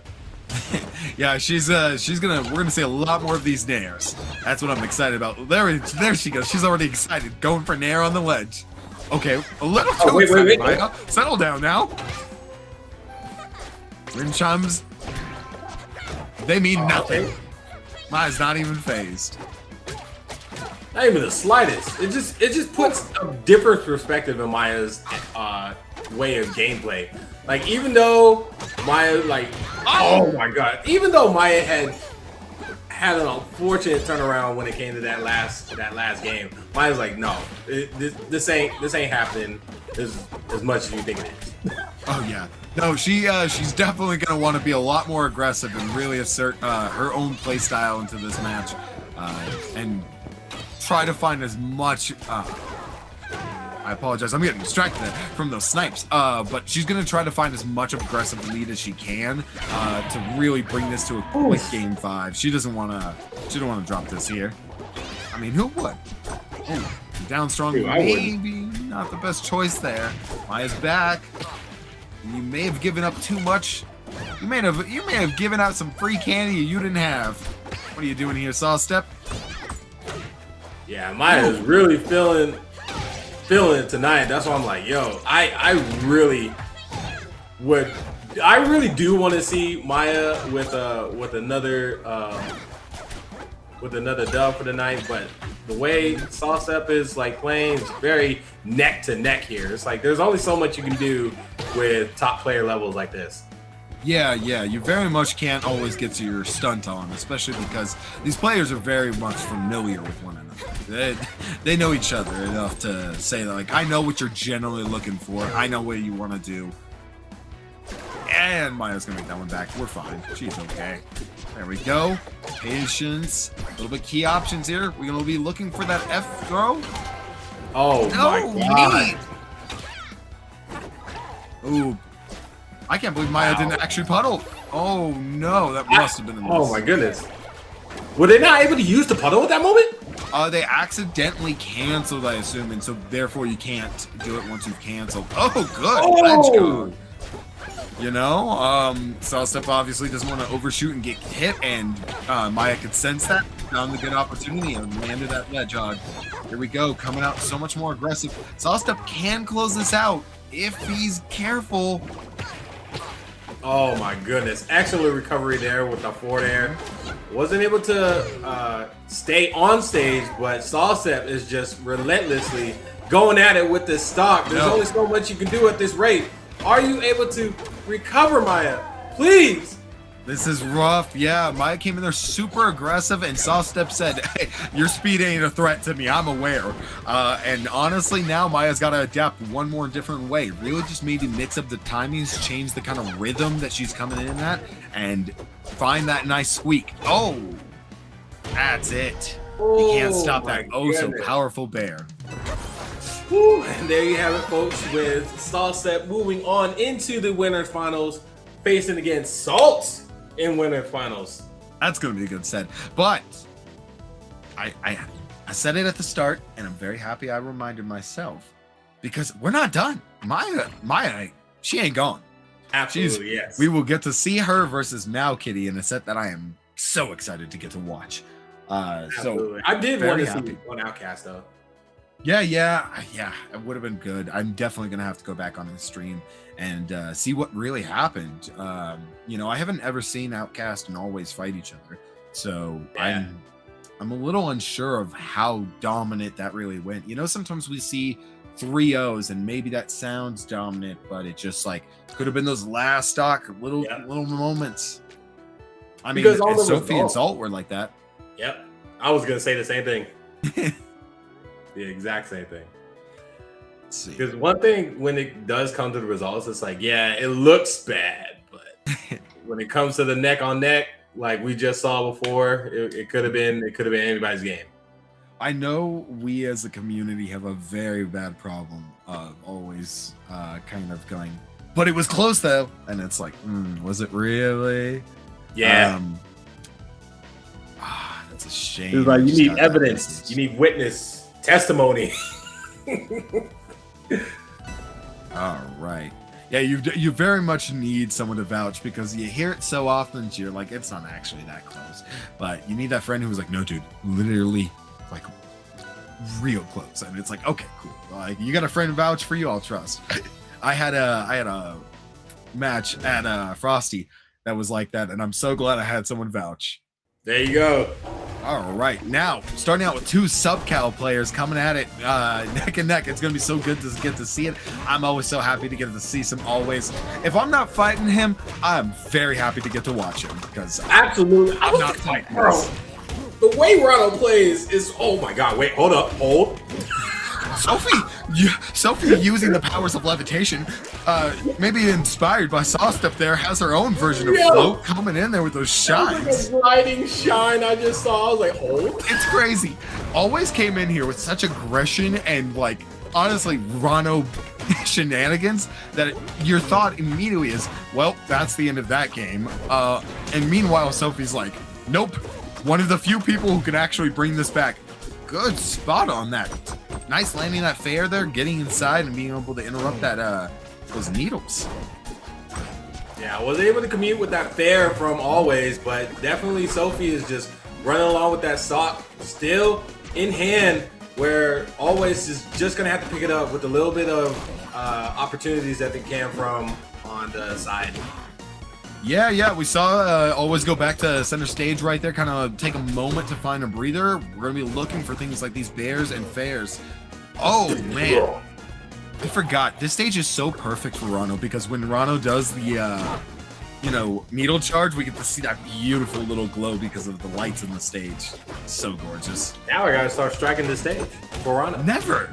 You gotta, look, Rano is, with all respect to my heart, swagless as fuck. You gotta give him something, because otherwise, I believe it. I believe if it's not toothbrush or Always, I don't want it. Oh, good patience there. Good. That's the second time we've seen Sophie get caught by that stray side B. She's not careful. That can lead her to almost the end of her stocks. Oh! Speaking of the end of her stocks. Oh, I said, what you doing down here? I'm calling it. Okay. Oh, well, there you have it. Just even stock here, right here with Sophie and Always on their last stock for game one. And this is an amazing opportunity just to see a little bit of cheese, but at the same time, testing the waters on what they can get away with. Ooh, Sophie's doing good, going forward. Oh! Not the future combo, but instead the other fair. The future combo definitely went and landed. Oh my gosh! Not Always. killed. Still alive. Crazy momentum and overshoots the ledge just a little bit enough, and Sophie punished it. Oh. That is blasphemy. I know I would have died down there. Like, ain't no way. No, yeah, it's one of those things that if you're not a Rano player who's been, like practicing landing that bubble, it's gonna be rough.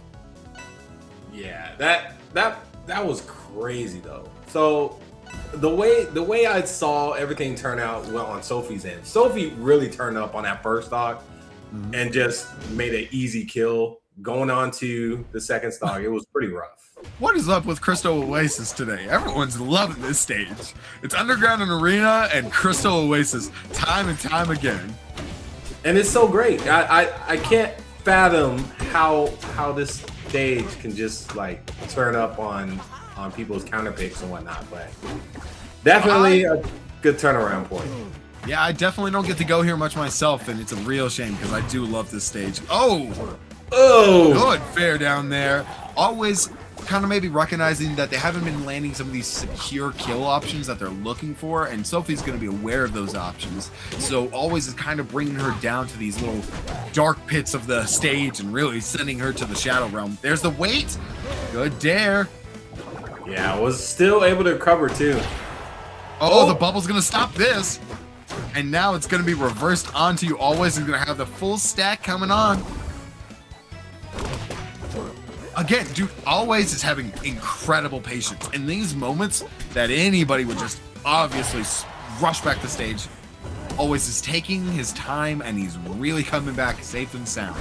I gotta give him I props definitely for that have patience. options playing against Rano, but definitely as soon as you get back on stage, you have to prepare for Sophie's Zetaburn counter moves. Yeah, I think as Rano's, they're a little bit more used to the concept of like, you know, as soon as you get knocked off stage, everyone's trying to edge guard you real quick. Stop that bubble. Oh, there it goes. Oh She's seen it before. Not able to get the roll. Yeah, All right, this lead that Always has might be gone. Yo, the pressure is coming out from both players right now. Oh no! Good. There we are. I gotta say, I'd love to see a lot more of these nairs at the ledge right there. We're seeing a lot of these fairs, but not nairs, and it's putting Sophie in spots where she already knows where she's gonna go. So we're gonna have to see some aerial mix-ups right there on the ledge. Yeah, it was a little bit of a slowdown on the aerial for sure. But at that rate, it does put at a stalemate when it comes to the stock taking on the on stage though. Like the on stage is phenomenal, especially when you're trying to do the reverse edge guarding. Yeah. Ooh. Or the Sophie, edge guarding, sorry. she wants to close this out. She's done. She's like, nope. Okay, first of all, Sophie, those upbeats straight up to the sky. Oh my god. Scaring me. Yeah, and just like we see it again, just down to the last stock here, racking up the damages. Oh, Talked my about goodness. those side Always Bs. trying to like put a name out there, make a statement against Sophie. Like there's just so much movement here going on. Good call out. Always noticed, you know, the fire and knew that was the opportunity, looking for the up strong. Always baited it out and moved right out of the way. Good spacing and not able to hit that fair. That could have really been it right then. Ooh, careful on the landing. Both at 114%, it's anyone's game. Sophie's gonna look for this. Just barely whiffing it. Oh my gosh. There's the nair. I knew it. I knew could it. feel it in my soul. The second I saw Always go out there, I was like, nair time, baby, nair time. Yeah, just straight up. I was going for a fair at that moment. I was like, all right, I think he's gonna fair him, but I think if Always gets the nair, regardless of basically what that hitbox was, it was either going to gimp or kill Sophie, and that 100%. But a weak spot of fair there could have just popped Sophie basically up. She would have been able to down B. So it was nair or nothing. It really was. And so that's that game sense in Always. Oh, coming out full stack of needles already. It's a little bit off, but man, what a great way to start this round. yeah, definitely. And Sophie's still trying to get the momentum in for sure. Always is trying to give him a reminiscent of last game, getting these fairs nice and early, and Sophie's controller's unplugged or something. Yeah, sun was there was no around, jump there, no attempt. Maybe just sweeped it off. Honestly, it might have gotten gimped on the jump and then just kind of fast fell, not realizing she didn't have the jump. I'm not too sure. There we have it, folks. Sophie sitting on the second stock here. Pretty good balance on always third stock with maybe no burning damage here. I think this is kind of what I was talking about earlier, that if Sophie can get her heat going and she can feel confident, she can really bring this back and all the way take us to Grands. But if she's not playing at her best, she's just going to fall a little too short. And honestly, always is... I mean, I can't feel hurt because the same way as you've said it before, if I was fighting these players, I'd be destroyed in seconds, right? But at the same time, Always has been pretty strong. He's doing really good right now. Yeah, doing phenomenal work, and not only against like the sole factor that playing against Sophie, nonetheless, is doing pretty good work, but also stating for being in top 8 is it takes a lot of character to build that. Yeah. Ooh. See, But there you there's have the it, nice going on. pokes. Yes. Good call out.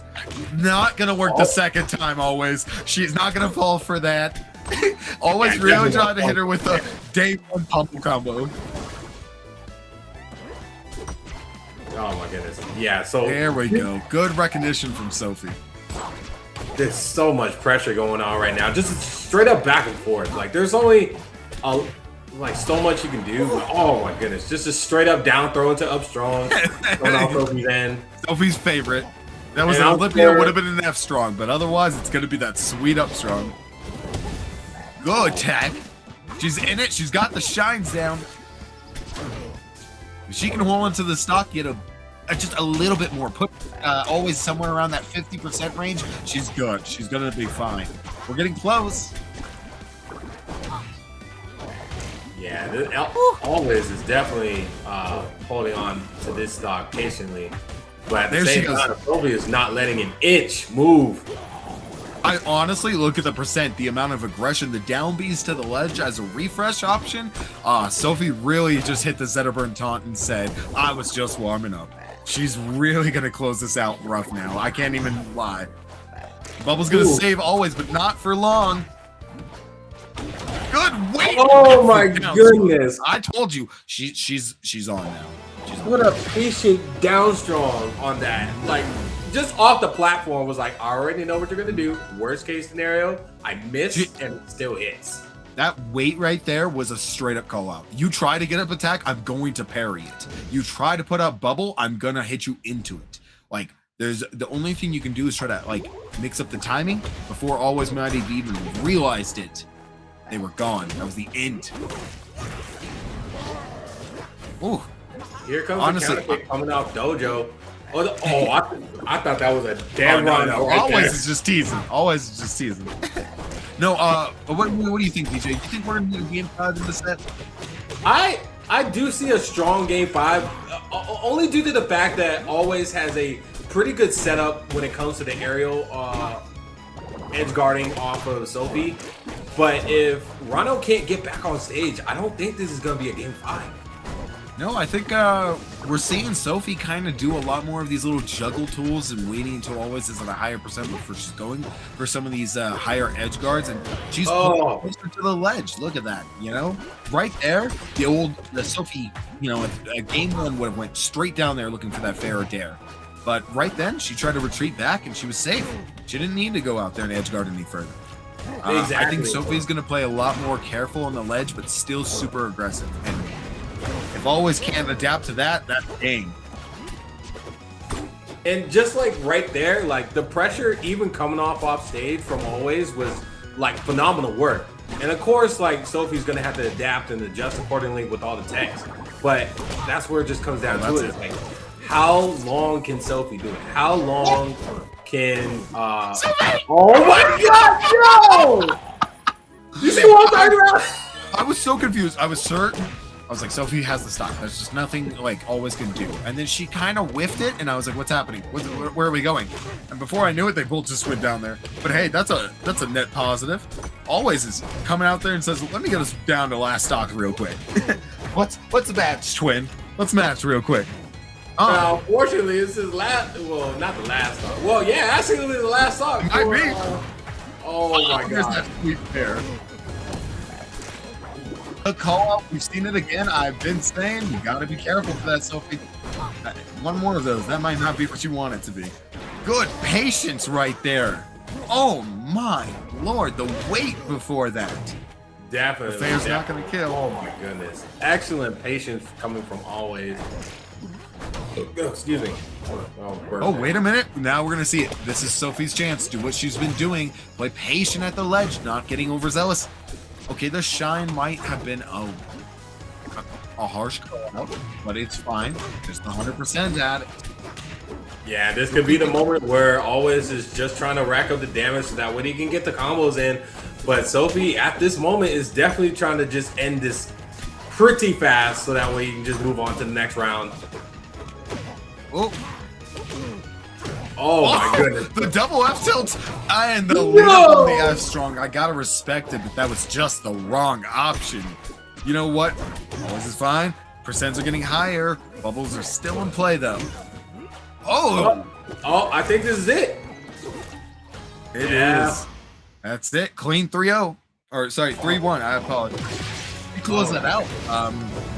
Like I said, she started getting her heat, and it just always wasn't able to keep up with that kind of pressure.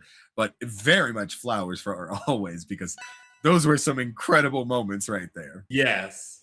Besides then- that one SD shenanigans, it was good moments.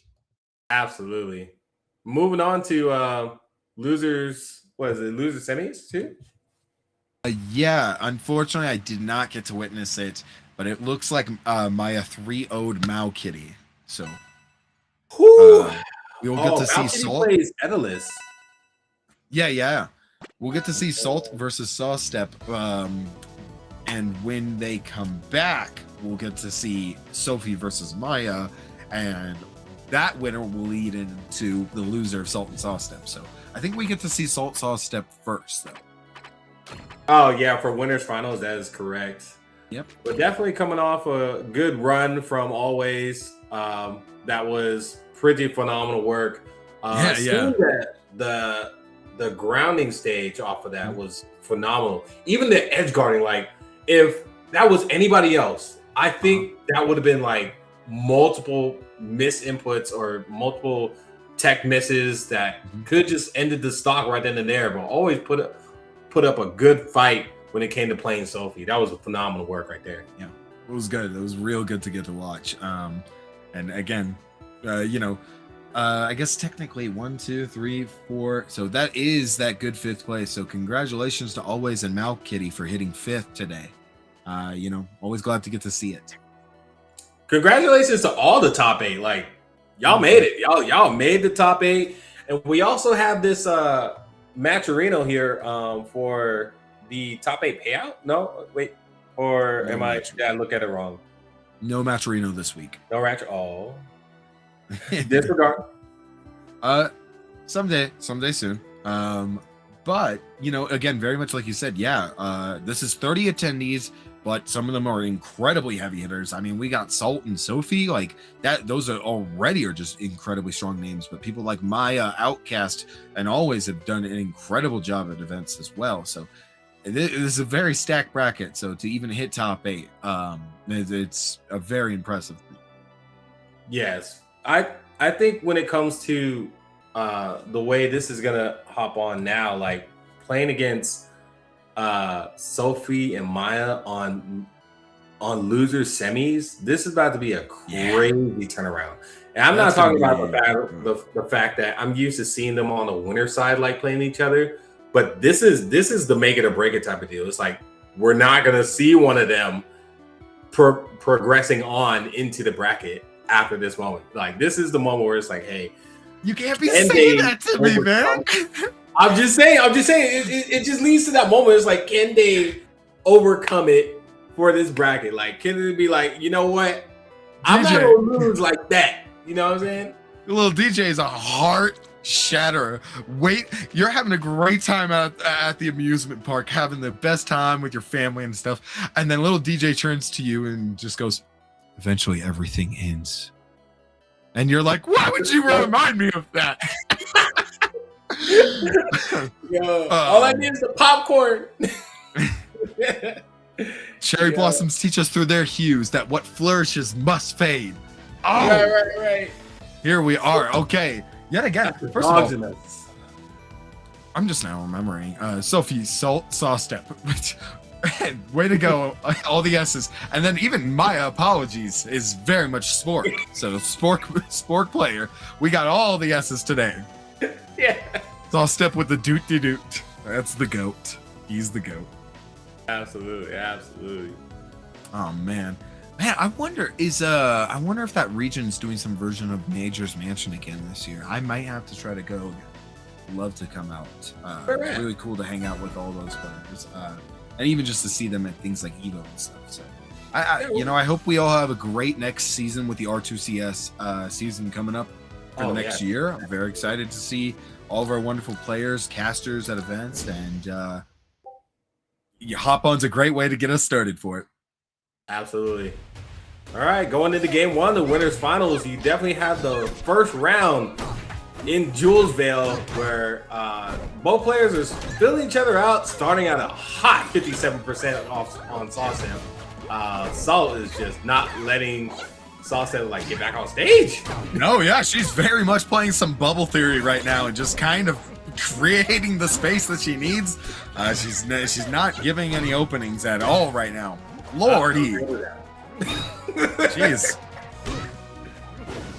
Salt just wants to go back to playing Balatro and stuff. And so she's just beating the Christ out of Sawstep and was like, hurry up, I gotta get back to this game.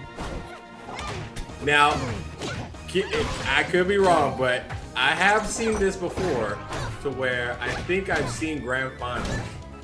No. Let's not jump the guns right now. We still have some players right now. Oh man! Oh, the aggression, that side B. What a great snipe from Salt. Jeez, the double dipped. This is an ice cream cone. She's getting the double dips to the face.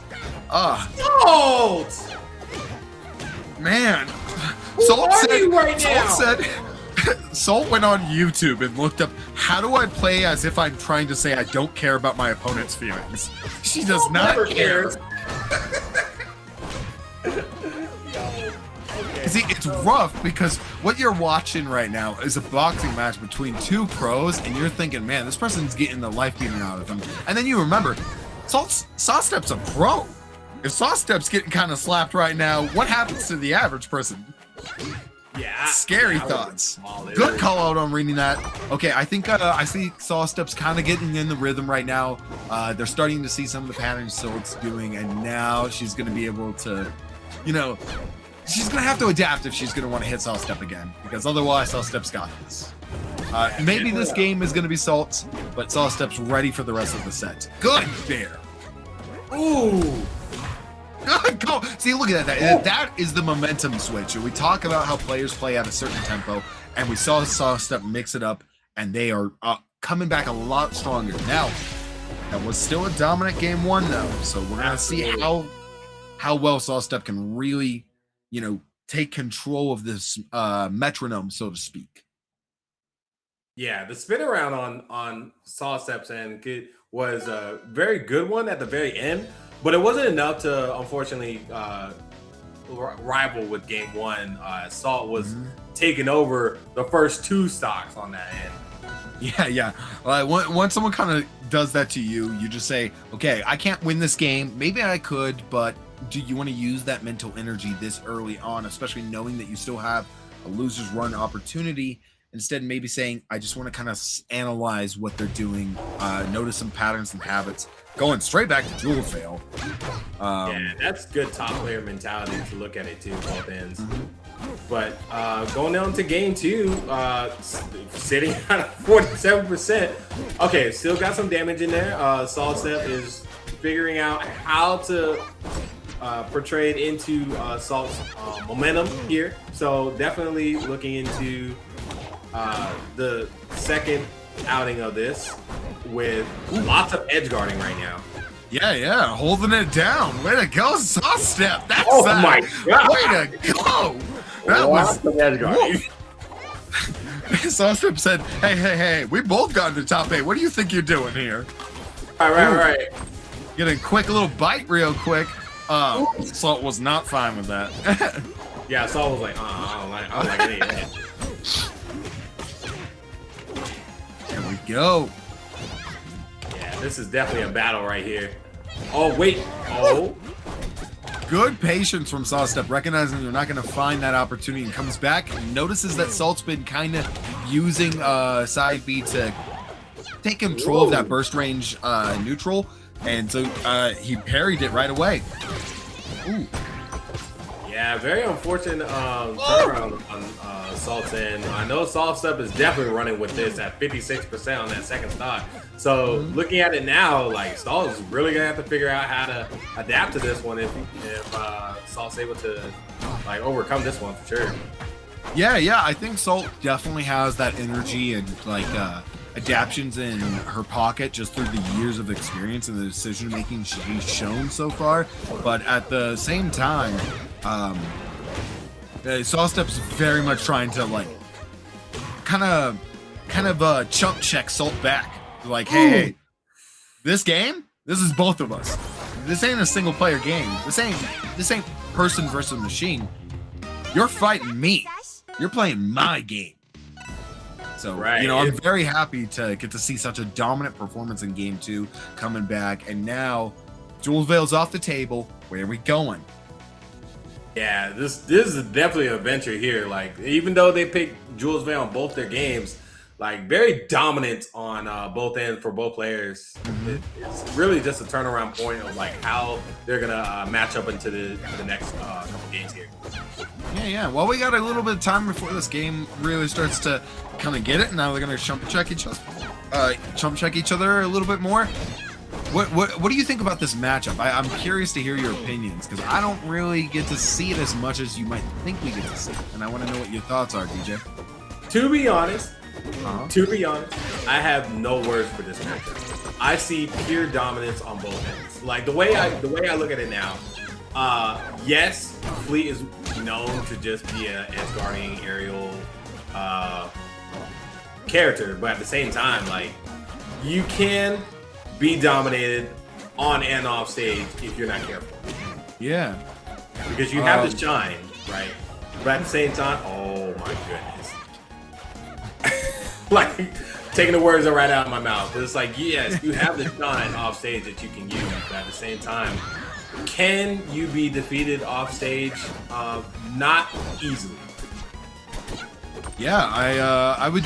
So it'd be fair to definitely call this that 50-50 where both players can be so dominant against one another. Yes, absolutely. Because right now it's just neck on neck, but like as players like just keep going towards the momentum of their mental gameplay, this is really just a battle upon itself. It's dancing. It's what we call fighting and fighting games. We saw Sawstep kind of take the lead in this dance, and Sawstep fights back and really takes control. And now they're both kind of more doing a blow for blow exchange kind of fight, nickel and diming one another, rather than going for reads and stuff. They've grown to respect one another, and this dance has gotten more intricate. And I'm excited because this time we're seeing a game 5, and if we don't, it'll be a damn shame we don't see a game 5. There it is. Overshoots the ledge, afraid of that dare. Good on you, Sawstep. But you see what I mean? Like like the way the players like go at it, like neck on neck, where there's offstage or on stage. You're looking at the momentum of both players, and it's like, yo, this could really go both ways. Yeah. It looks like someone has such a dominant lead, and Salt's got one right now in this moment. I guarantee you Sawstep flips it back as soon as I open my mouth. But nevertheless, I'm telling you, that just means next game. That just means next game. Next game, Sawstep's going to come in there, mad aggressive, being, finding that patience in the metronome again, and taking complete control. That's just what he's going to do. And this is winners finals too. Like you're looking at the best of the best right here. Like for this bracket, like they're all decks are in with this, like facing against each other on both I want to say that they are top players, like top 3 players, not players, but top 3 characters of their caliber with the way they play the character, and it's not even in comparison of how this game is going to turn out. The way things are turning out, I want to believe that this is going to be a game 5 for sure. Yeah, I'd love to see it. Obviously, you never know till the card's down, but Salt's coming in there being very aggressive already, reminiscent of game 1 that we saw. I don't know what Sawstep's going to be able to do. It's hard, especially when Salt is saying, "Hey, I'm going to play this way. I'm going to be aggressive and, bite back." It's got to be rough from Sawstep's perspective. Absolutely, and looking towards like the better aspect of like, yeah, I'm down at a high percentage, but like you can easily get cheated, Yeah. I think through this set we've seen that Salt has recognized Sawstep is a serious threat and can actually beat her. So she's going to say, I can't let this go to a game 5. It'll just be too close to call, and a good chance I could get sent to losers. Salt doesn't want to have to deal with fighting Maya Sophie, so she's gonna have to be more dominant and pretty much take this game right now, because if she doesn't, it's gonna be mentally taxing. Ooh, absolutely. Sawstep the call out with the nair. Yeah, that. I was expecting a tech right there, but it is what it is. I don't even tech myself. Tech yeah, you push the shield button sometime, apparently, I guess. I don't know. I don't do it. Oh, yeah, the down throw to the up air. Not gonna look for the sweet spot. Not going for those up strongs, but Oh my! What? Oh, jeez. Soul said, you ever seen a Falco combo? Up, down, tack. Like, damn, put her down. I literally felt all of that. Just for Sawstep to be like, no, you're getting a lost stock. You are losing a stock. I'm not gonna lie, Salt's shown it now. She's shown where she's at mentally in the assertion she's gonna play on patience. Even things like those jabs there, it's just showing that she's not afraid to really swing right now. And I gotta say, this might be Salt's game right here. Yeah, and I want to give the benefit of the doubt, like with Sawstep, but the way things are looking right now, like Salt is like finding that momentum and not giving up relentlessly is just heartbreaking just to see. It's like, I really want to see a game 5, but I you don't can't know. Yeah, exactly. It's one of those that we as casters have a very severe problem of kind of maybe believing in our friends and players that we love watching, especially ones like Sawstep who give us such an amazing show that you want to believe that they're heroes. They could come back from anything, but you gotta sometimes recognize, hey, and that's your boy getting messed up right now, and you might have to start calling the ref. And I feel bad because it's like, look, I'm not even a good player. I would definitely not make it to the top 8. But I'm in top like 4,000 right now. I got 2-2 in a pool full of people. Well, hold on. One of those was cheesy potatoes lost. But nevertheless, the concept of it is that, like, these players are incredible. No way are you shaming them. It's something, again, that we as esports players recognize that sports fans traditionally have a bad problem of maybe calling players bad. And it's like, yo, dude, that guy's in the NFL. I'm sure he's not bad. But we as players are like, hey, these players are in top 8. We're seeing their skills. We're seeing them do things, and these mix-ups that we're like, yeah, if that happened to me, I would have gotten schmixed up. So we associate them as like untouchable. But the truth is, God's fighting God. Somebody's got to win. I'm not saying Kratos is bad.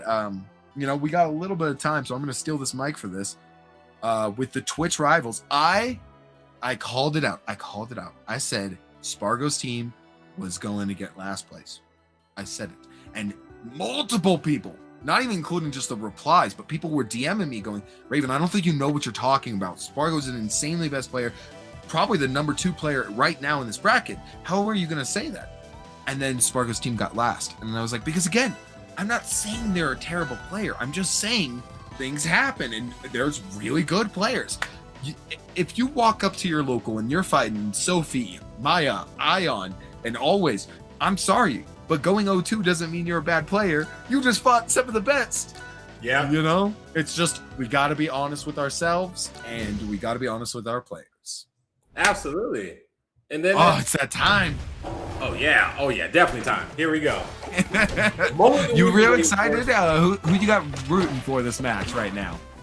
Really? I've seen Sophie a lot, and I'm just saying from experience. I've seen Sophie a lot in Grands. I need to see some more Maya. Exactly. Yeah, I think like I would love to get to see that beautiful intricacy of a dance between Sophie and Salt. There, these Zetabrins really playing like a higher level neutral than we get to see in Flat Fighters, and very similar to Trad Fighter neutral. I'd love to get to see that again at a much deeper level, at a much more higher moment of Grands. That being said, I want to see Maya. Who doesn't love Maya? So I gotta be Team Maya as well right now. Of course, give the benefit of the doubt. Like Sophie does have like good turnaround points when it does come to like playing into the bracket. But unfortunately, with the SDs on the winner side, it was like, oh man, Yeah. I gotta see you lose it, dog. Man, Maya's coming in there so dominant. I gotta say, we saw it a little bit there in that first stock where Sophie's shield was right there on tipping point, and Maya recognized it and said, what she's gonna do, she's gonna try to reassert her shield, and so she's going to parry. She waited out the parry, and then she punished it. Whoa. She said scoop real quick. That was a really good scoop. Yeah, that man. was an excellent scoop right there. And I'm looking back and forth like with this gameplay that they have going on here. Like Sophie is just putting in a lot of work, even though she lost her second stock. I was like, wow. Yeah. I think this is very opposite of what I was talking about with the Salt and Sophie, where that's a much more of a neutral dance, and this is very much more taking turns.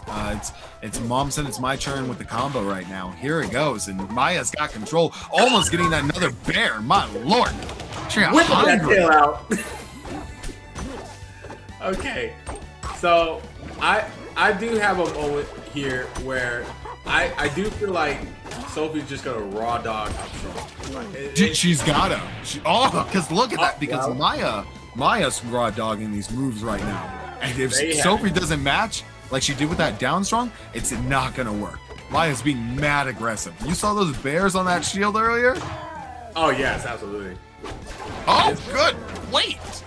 Good wait for her, Sophie. Unfortunately, just barely being out of range. And again, this is the first game, and Yeah. even at that rate, you can see how this game is going to turn around on both players on both ends. I don't know how this matchup is really going to be. What would you do in this matchup scenario? Would you just accept that? It's so rough because neither player wants to be too aggressive right now, but they kind of have to be if they want to win. You know? Yes. Yes. Oh my God, Sophie! We need to get the pizza chef skin for Sophie's Zetterburn. The way she's popping up Maya up in the air, juggling that. Like in my mind, I was like, oh no, that is a dead arcade, but at the same time, I'm like, oh. Jesus! Oh, that hits? Oh, well, I'll give it that, actually. I'm sorry, both of these players man, are they mad at each other? I'm gonna message Maya after this set and be like, are y'all fighting? Are you guys mad at each other? That was played with hate in y'all's heart. They're fighting each other like they don't care. Right. You are my enemy, not my friend. Jeez, like look at this. Look, I'm telling you right now, little DJ, we fight each other and you do that to me, I'm unfriending you. We ain't talking after that. Don't do that to me. Have some respect. Meanwhile, Maya and Sophie are gonna do this and go, wanna go get like food after this? We're gonna go room at Evo again or something. You're hungry? Oh, that bear. Good option from Sophie there. Coming out with that future combo. It's not going to take the stock, but it says, you're fighting Sophie, not so. You know who you're fighting. You're going to get these hands one way or another. Yeah, definitely a stop to the curve on Sophie's end. Putting in a lot of work here. Going in with a good up throw into an up strong. Wasn't able to connect. Oh, excellent parry there. Oh my god. Got a fair into an up throw and then another fair. Like, the fair game. This is not a fair game, but Dude, I'm telling you, Sophie turned around, she looked at where she's got her CEO belt hanging and said, yeah, that's my belt. And just said, going all out. Look at this, so aggressive. I mean, I know I've been saying aggressive like crazy, but tell me I'm wrong right now. Tell me. You want to lie to my face? Do you want to hear it? No. Oh, man. Maya chasing after these bears, really asserting like, hey, you're in kill percent. I am afraid to try to find the opportunities, but Sophie's just got the spacing right now, and it's going to be a dominant game. Unfortunately, Maya cannot win this back. All she can decide is how much of that mental stack does she want to build. Yeah. Oh, the chomp! Oh, there you go. Just a straight up F tilt. The munch The best right part there. about the best part of chomping Zetterberg is meat's already cooked. These are on fire. No bacteria there. Safe and sound to eat. There's the down strong. Like I said, it had to happen that way. The sweep is insane. Like, No, that yeah. was a very dominant game one for Sophie's end. Look, Or game two, sorry, game two. we have Chef Loxamount, we have Baker Olympia, and I know Olympia's got the ice cream cone, but we definitely got to give ice cream cone, like ice cream scooper to Zetterberg, because those down strongs, he is really just picking it up. Mm-hmm. Oh, the dare. Oh my goodness. What a great way to start this. Another Caristo Oasis. You're not going to be tired. I'm at this point, Another. I guarantee you we're going to see it in losers final, and we're going to see it in grand finals. I'm just certain of it at this point. Yeah, I'm feeling it already. Alright, coming in a hot standpoint on both players here. Orcane sitting at a 79% here. Definitely a lot of shield pressure right there. Oh my god, just another fair. Was able to take the stock. Sophie coming in a hot stock take. Woohoo! Careful now, don't. Whew.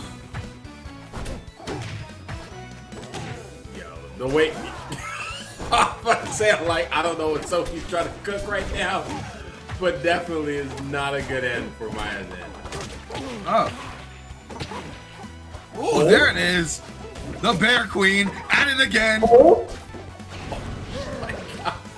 Look, she didn't need that other bear, but imagine how gorgeous it would have looked. That would have looked beautiful. That's what I love about rivals. You know, it's not about how much you just get the win or the kill. Sometimes it's watching a player and seeing the art they make. Oh yes, absolutely. Some people are painting to paint the message, you know, and some people are painting to kind of show off how sick they are. Yeah, and it does lead to wonder. It's like, hey, you think I could do something? Watch me. You think there's a? They literally just look at you, dead face, and go, "I bet you I can land this other bear." And then Right. Meanwhile, you get excited after watching. You hop on and you go for a double dip dare, miss SD, and then you think, "All right, I'm done for the night." I'm saying.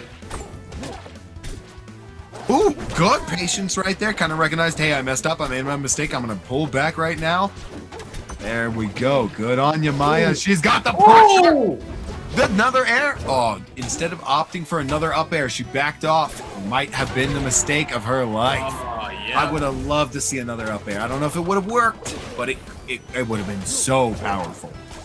Yeah, definitely had it cost the stock for sure on that second stock there. Wait, what? Ooh, Oh, slipping and no. sliding. Maya's got the stage covered in puddles right now. Might have made Sophie trip a little. She ain't got the flip flops on. Ah! Be like, I didn't mean to do all that. There we go. Percent's high, but Maya definitely wants to trade this blow for blow. She doesn't want this to be one of these multiple games in a direction. She wants to bring it out. I'm scared for both of these players. They're bringing so much of that energy right now. I'm afraid that whoever wins this set is still going to struggle harshly with Salt. This is rough. Yeah, I feel like with the way Salt is turning around, just making these well-known call-outs, it's diabolical in the aspect where it's like, yo, Maya, like, I want you to make it to lose this finals, but the way things are turning out now, like Sophie is just putting a lot of pressure on this end.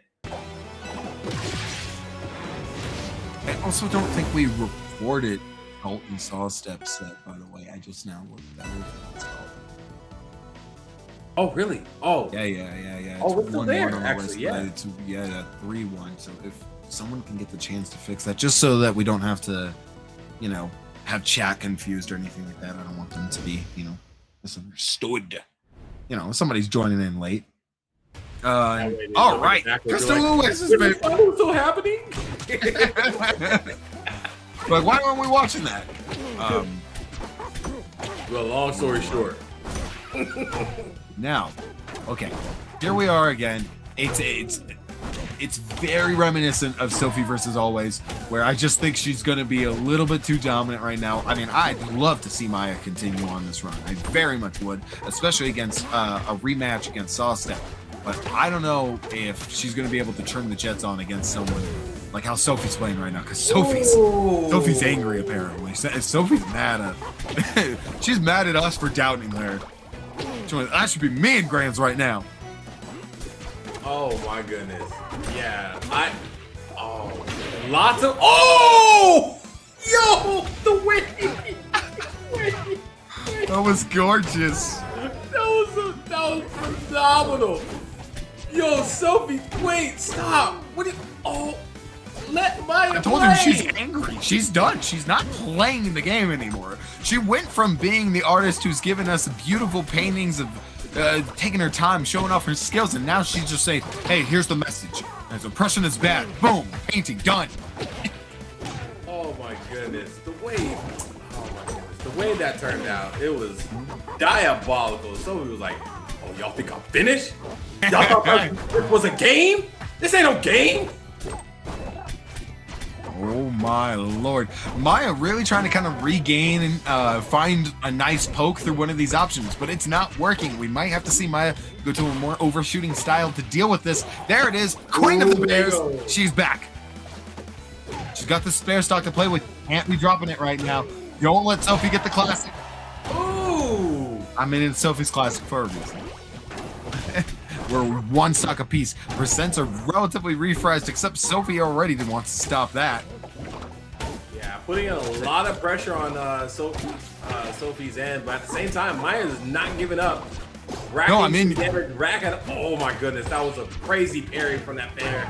That's Sophie's recognition on Maya right there, knowing that Maya loves those cannonball options, and she said, oh, you missed? I'm gonna punish you for this. She's ready for that. Sophie may be playing aggressive and fast, but I promise you that's in her mental stack right now to look out for bubbles that she can parry. Oh, we're trying to end it Nice with that sound. side throw. Was it able to connect with that side throw? Oh no, this is it. She's gonna catch her. Oh, she didn't get any more off of it. I really thought we were gonna see Maya have a lot longer string going on. Oh my goodness. Oh, The no. pressure is real coming from No both fake out players. puddle? Could this... Yeah! There Way we to have go. a game 5 opportunity for both players, Sophie and Maya, going into the... Whew, I don't even know what stage they're going to take now. We talked about game 5s happening this top 8, and it hasn't. This is our first time we get a game 5. I'm so excited. And Maya right there, what was really good is any player under this kind of pressure, they would have upbeat back. They would have taken that opportunity to say, cool, the setter burns off stage. Let me get a little space and recontrol neutral, and maybe we can have one more good blow. Maya said, no, I'm going to cancel the upbeat, regrab ledge, and put on pressure, take this gamble, and I bet you I'm going to be able to hold this edge guard. And she did. Absolutely. They are an incredible player. God, my apologies is great. Look Here at we them. go. This is it, folks, for the game 5 here. For loser semis going into loser semis finals. Whoever's going to be taking the overcoming match for this will be playing against Sawstep. And Maya's on a really good run right now. At the same time, Sophie is definitely putting in some work as well, heading in some very good aerials, but wasn't able to connect with the fair that they were trying to input. My gosh, the pressure of this spacing right now. Both of them are just like, when am I going in? Good bubbles. Ooh, but not the other ones. Just a little bit wrong on that ledge there. Being a little bit carried away. Oh, that's what I was talking about with you, that Maya can mix up the puddle. She got punished, but she mixed it up. You had no idea she was puddling. I really did not. Dare to downstrung. Maya says the day 1 classics still work for a reason. Let's go. Oh my goodness, yeah. Excellent brought out for Maya on both ends. Good weight on not using puddles too. Oh yes. Wow, Sophie is just putting in a lot of damage here on the very end. Alright, now they're trying to put in some work in. And the damage is going to matter a lot right now. It's going to really incentivize Maya to have to push in a bit deeper, and Sophie's going to take advantage when she finds that opening. Oh. The way things are turning out right now, it's like, what are you supposed to do in this case scenario? It's like, it's game 5. If I lose these stocks, that's it for the bracket. And I have to wait until next week. Luckily, a week is not too bad. They're all excited. They love entering Hop On, regardless if they win or lose on either player's end. But, you know, this is a rough position now. Sophie's got a heavy lead right now, and I don't know what Maya can do right now. Yeah, not a lot of options we can visually see on that end. I told you that the stack was there. That was Maya trying to, kind of say, hey, my back's to the wall. I'm down a spare stock. I have to do a good option that's going to give me some control of neutral again. But at the same time, I told you that bubbles were in her stack.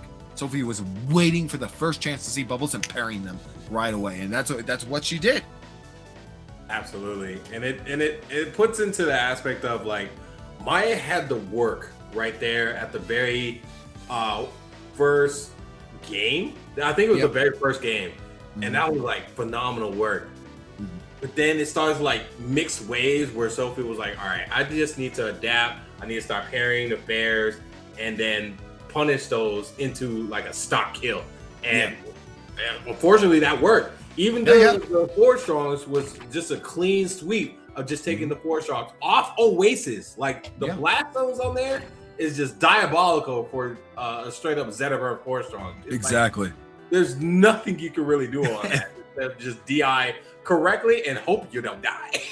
Yeah, I mean, it was just a dominant performance from both players. I was very afraid we were going to see the 3-1 coming out of Sophie, but Maya brought us to a game 5, and I'm very glad we got to see it. But I think at the ending there, Sophie just has more. She's got more fire. She's got more passion, ready to go, and she's not tired yet.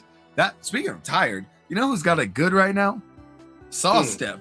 After that match with Sawstep put their feet up. They started relaxing, got their energy all recharged. They're ready for this. Now they're going to be able to go full throttle and kind of match Sophie, who might be suffering a little bit of burnout from that last set. And Sawstep's going to be ready for it. Oh, yeah, absolutely. And even if Sawstep was to overcome this matchup as well, you also got to face the same matchup back in grand finals.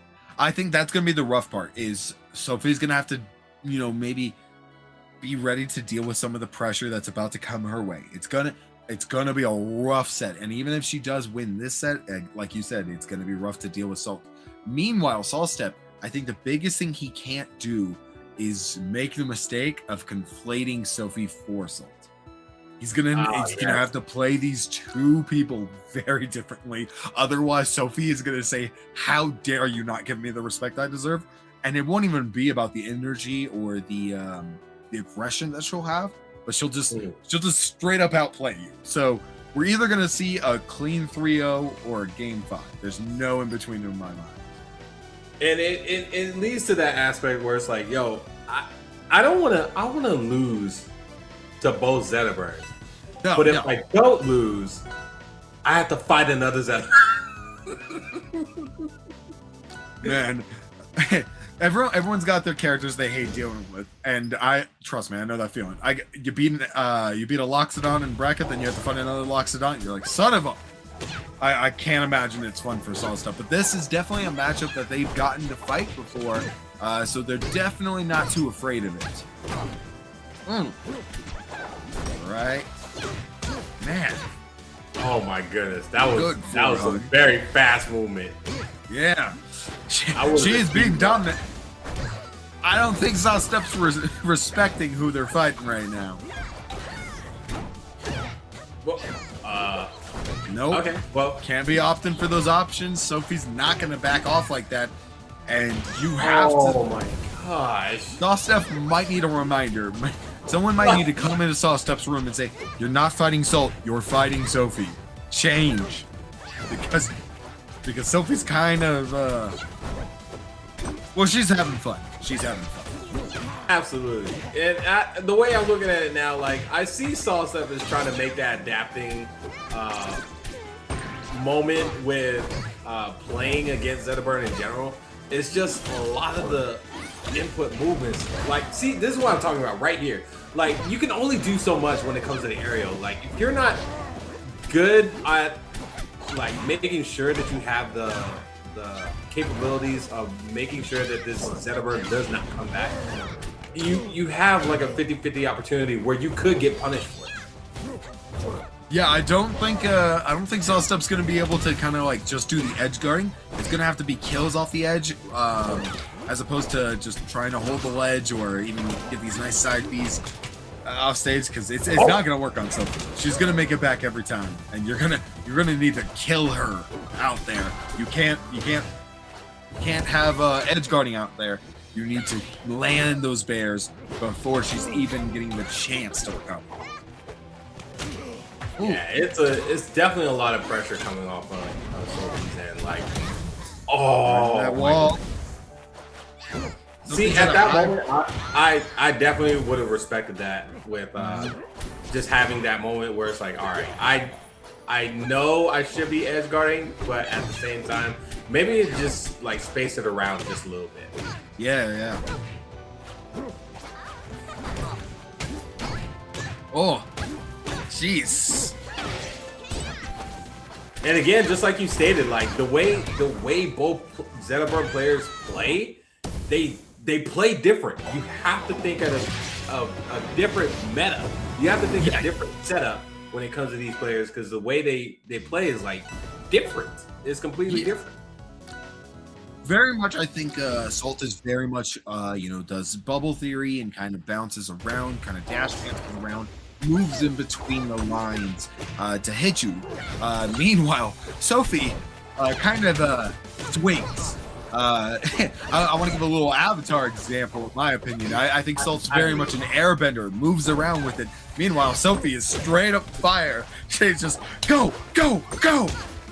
And if you're not careful, she's gonna beat you into oblivion. So Sawstep really is gonna have to stop trying to reset neutral to get these engagements and have to just get these reversals, kind of wait out these gaps and punish Sophie for being so aggressive. Because if he doesn't do that, she's gonna walk away with that clean 3-0. Yeah. I think we're starting to see it already, though. I'm very happy to see that Sawstep started this game out with a much different direction than they were doing the last game. Absolutely, and it's a good turnaround on Sawstep's end, making sure that you're not losing too much. Oh, was able to get that punish though. Oh, good call out for that up there you air. go. Didn't land, but that's exactly the mentality Sawstep needs to have now. And so Sophie's going to have that option to say, do I keep going in, do I keep putting on this pressure, or do I adapt along with this new timing that Sawstep's doing? Yeah, and it leads down to it where it's like you're not trying to like give so much spacing to Sophie because then it's like you won't be able to get any hits in. So you're just going towards the. All right, so I know I have like movement to where I can just wait. Oh, okay, yeah. So I know that there's movement to where you have the. Oh my god, dude, she's like she got rabies. She's coming at you. Doing that, you're like, damn, chill. You know when you go to somebody's house and they go, oh yeah, he don't bite, and then the whole time the dog's just growling at you, chasing you down, running straight at you. You're like, I want to believe they don't bite, but it really looks like they bite. hey, That's Sophie right now. She has not gotten off of Sawstep. We saw it even. Just that last stock, Sawstep tried to do a special get up, and Sophie, ignoring the special get up fruit, just immediately attacked Sawstep while they're down there. I don't even see that happen that often. No, exactly. That's why I was like, oh my god, like the way things are turning out is not in Sawstep's favor. No, I mean, like even if you win this one, it's like you gotta face another one. it's definitely got to be rough for Sawstep right now. I'm not gonna lie. Okay. I'm glad they got that moment to rest because they're in a wild ride right now. Yeah, absolutely. Honestly, I imagine Sawstep. Oh, wait a minute. Hold. Oh, that's not not the right call right now. Oh, what? It's the grab? I really thought it was gonna be a down throw. Yeah, I thought that was it too. Oh, yep, Nares. That's Oh my god. Okay. Sawstep, I'm begging you. Don't mash start. Don't be banning stages too quick. Take a second. Breathe. Yeah, do not pass go. Just take a second. Just go ahead and collect what you did, analyze that, and keep that moving to the next game. Sawstep's like, hey, smoke break real quick. Let me go smoke the cigarette real quick. Right.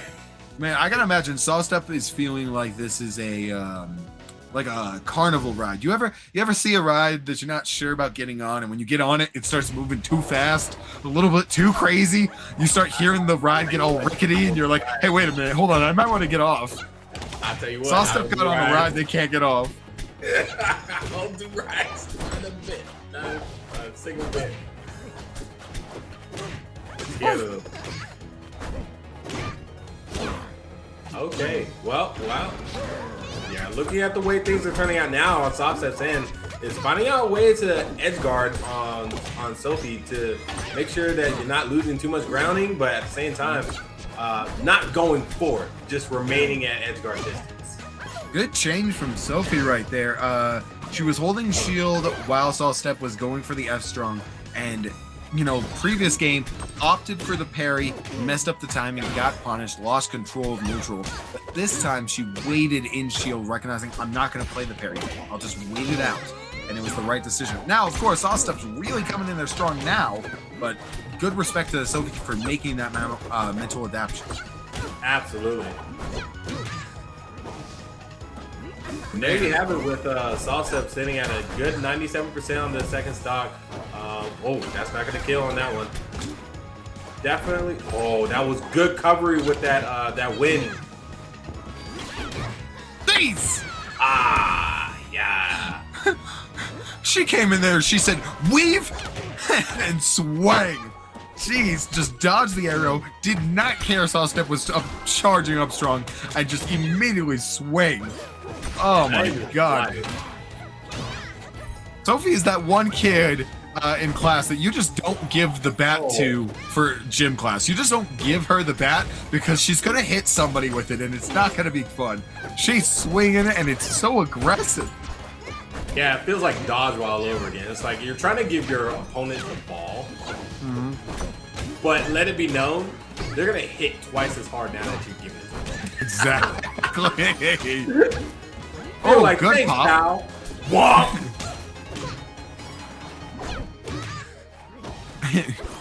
Your friend when you say, "Oh, we're just gonna have a good game of punchies," and meanwhile Sophie going full feral swing and trying to break your damn arm. Right. With the sweep. Jeez. All right, okay. She's got a bit of percent on it right now, so Sawstep's not totally out of the equation. But again, this aggressiveness has been terrifying. So Sawstep's really gonna have to pick their battles right now.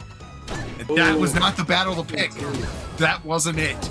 Oh, it's just a straight up 51% from that.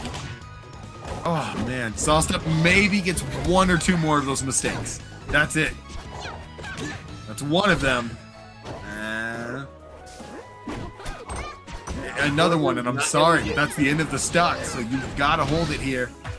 Ooh. That might be the last one. Okay, Sawstep, you were given by the angels.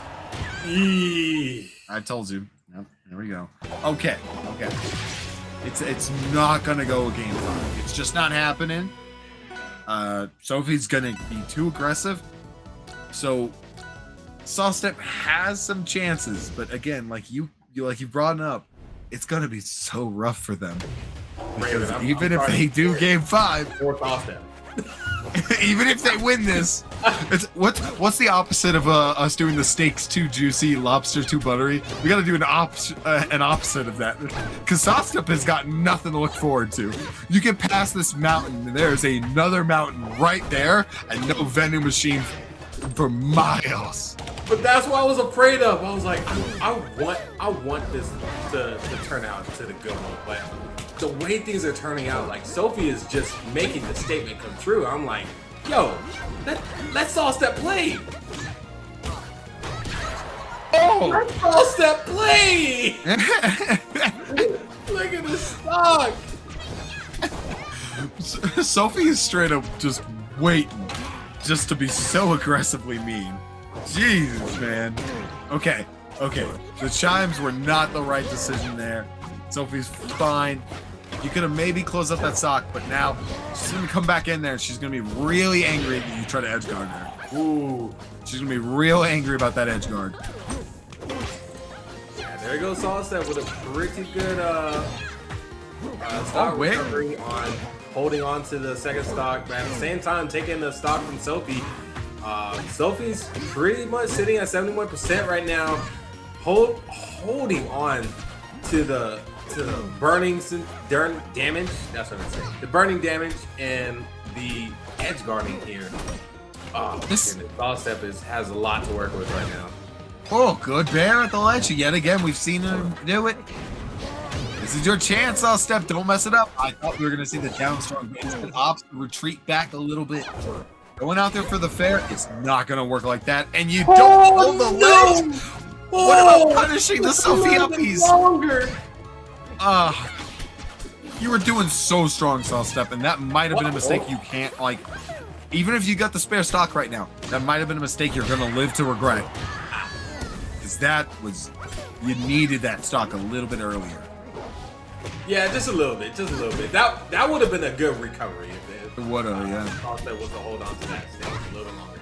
Jeez, 'cause it's looking rough now. Again, I gotta say, Sawstep's coming in a lot stronger this game than I thought they might have.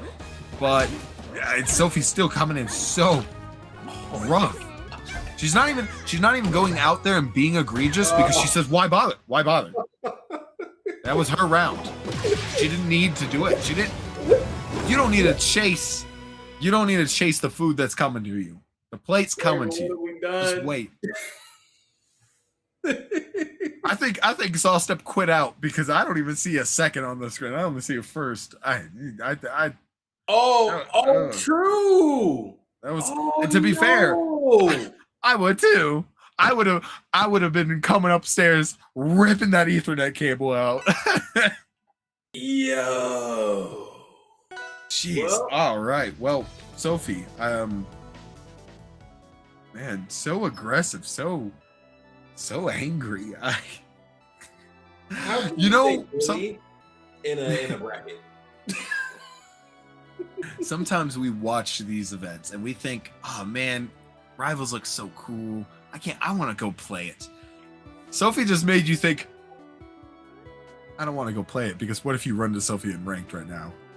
Yeah. I'm not hopping on. I'm waiting until I know she's on a plane, and then I will hop on the game. I will wait until she's mid-flight before I hop on ranked again. Be like, oh, you gotta go on airplane mode? Yeah, that's cool. All right, so Now I'll go ahead and on hop ranked. on, load up this rival real quick. Jeez, Like, you wanna play doubles? Sawstep, honestly, again, flowers for Sawstep because he was doing incredible in so many different ways, but he really had such an assertion. But just, Yes. I don't know what you do, you know? I don't know what you do when you're fighting Sophie. Because, like, what are you supposed to do? On paper, you play the rock, paper, scissors, you fill out the neutral triangle, you reset these moments. But you kind of do this thing against Sophie where you say, fine, you're gonna play very aggressive, come to me, and overshooting styles. Fine, I'll do poke. I'll poke you back, and I'll punish you for this moment. You're gonna play the rock, paper, scissors of the game, and you're gonna lose. Meanwhile, Sophie's sitting there, rock, paper, scissors, and you're trying to go paper, and she's just punching your hand. She's like, nope, I win. And it's like, that's not how the game works. You're supposed to lose. And she's like, no. She is swinging, and it is genuinely scary. Someone check up on her. See if she's mad about something right now, because she's playing with anger. And that No could be whimsy the or case. joy in her heart right now. She says, win. That could be the case. But then again, like before, there's always next Monday. Yep. They can always just hop into the bracket and start over. Be like, all right, I know better now. Hey, that's what's important. I know it's hard to do. I know it's hard. Everybody watching out there. But, you know, as the great legend Billy Joel said, you're only human. You're supposed to make mistakes. Come back, watch these VODs, learn, and see what you can maybe start doing. Because, again, don't get me wrong, it looks oppressive as hell. Normally, when we commentate, we kind of see what could have been done better. But that was a pretty dominant showing. But it's still plausible. Believe it or not, y'all, I've seen Sophie bleed. Y'all can do it. You just kind of need to take the time, watch these VODs back, learn what you can, and come back stronger next week. Because I know whenever I watch VODs, like I'll say for this one, for example, when I wasn't supposed to be in the hop on bracket, but with the locks, I was playing like this locks here, and with locks, I didn't mind that matchup, but I really looked back. I was like, as I lost, right? I said, man, locks is broken. But then I looked at the VOD, and all I hear is Corona just saying, dude, you gotta start parrying. And I was like, oh, you right. I didn't really carry it at all. It's sometimes you just need a completely different mindset to watch that and be like, you know what you were supposed to do, right? Right. Now, in this set, I don't know. You got Sophie coming from loser side, so obviously she's gonna have to win the sets twice, but she's already ready to do that. She said, hold on, let me get a 3-0 real quick so I can get another 3-0. She wants to make this 6 games and that's it. Oh my goodness, Oh Sophie. my god! Salt, fight back! Salt might have made a mistake, because what Salt should do is stay warm, ready, and just ready to fight what she knows is coming on next. Watching the VODs as they're happening, watching Sophie play against Maya and Sawstep, and seeing what she needs to do. But knowing Salt, she was just, nah, I got this. I am her. I got this. And Sophie's like, you're not that much better than me. Right. Now Salt has to kick it in high gear as well.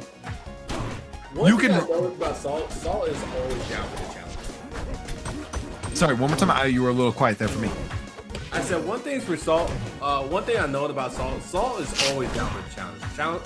The challenge doesn't stop. Like He'll be like, I'll keep going until I win. Oh, jeez. Yeah, even in some of her greatest deficits I've ever seen her be in, she pretty much doesn't quit. A lot of players do very much get frustrated in these moments, but Ult is one of those players who just basically says, like, the next hurdle is only an excitement for her. It's just one more step for her to go further. Absolutely. Man, honestly, sitting here with a lot of percent on the field, Sophie's got to find a good opening for it, but at the same time, Salt's now starting to play her style that she was doing earlier, really kind of dashing around, moving around, and not giving Sophie any opportunity. Salt's not looking for, kills or combos right now. She's looking for these nickel and dime moments. She's punishing it. Even that mix-up on up B right there, that's a moment of patience. Not going to kill. Salt's going to be just fine. Unfortunately, that's the wrong decision to play right there, Sophie. And now we've got a huge lead. Again, Sophie's gonna have to overshoot a bit more. Look for these up airs and fairs, because if she doesn't, she's gonna regret it. She's trying to put Baby in the corner, and it ain't gonna work against Salt. She's just got too much fundamentals. Oh! Now, that'll putting start Baby it off. in the edge guard position, that's a different story. Yeah. It's nobody puts Baby in a corner, nobody puts Baby in an edge guard. One thing I'd say for sure, like it was a pretty good start off with game one, on Sophie's end. But looking at this now's onto the last stock for game one, hoping that more aerials, just like you said, would be implemented, but nothing really. I'm so sorry. I was hearing you. I was listening, and as I'm doing that, I'm realizing Salt is just dash dancing back and forth, and Sophie's kind of doing these little short hops, these little down tilts, little pokes of the air, and Salt is truly just waiting. Says, "Go ahead, heavy commit. I dare you." And the second Sophie did, immediately Salt said, "Wrong!" Like, these two players truly do just play with such disrespect of very much like, they're both very proud people and very proud players, so they will slap the shit out of you. Yeah. Disrespecting I was thinking them. the same thing. Be like, oh, you want these hands? I'll give you the claws instead. These are two players that says, you better just go ahead and kill me. That being said, Salt maybe making a wrong mistake a little too early on, and Sophie's like, yes, you've opened up a world of opportunities for me now. Pretty much, like, look at the damage Sophie's racking up right now against Salt. That's the best part about this set, is that this isn't like what we'll see between some other people. Yeah, you just kind of recognize it's not fun to come back. Come back at a 0. Oh! Oh, yo! Wait. Salt was like, no. Is there, I didn't like the any buttons of that. wrong? I really think Salt didn't like any of that and was like, nope, we're gonna clean it up. Maybe she just doesn't want to use the mental energy right now and save it for a better start. Because again, right, you start off with that SD, but still, that just very shocked to see. I knew that was a old previous habit of Salt during her time with Melee and stuff, that she, sometimes says, just abandon that game, whatever, move on to the next one.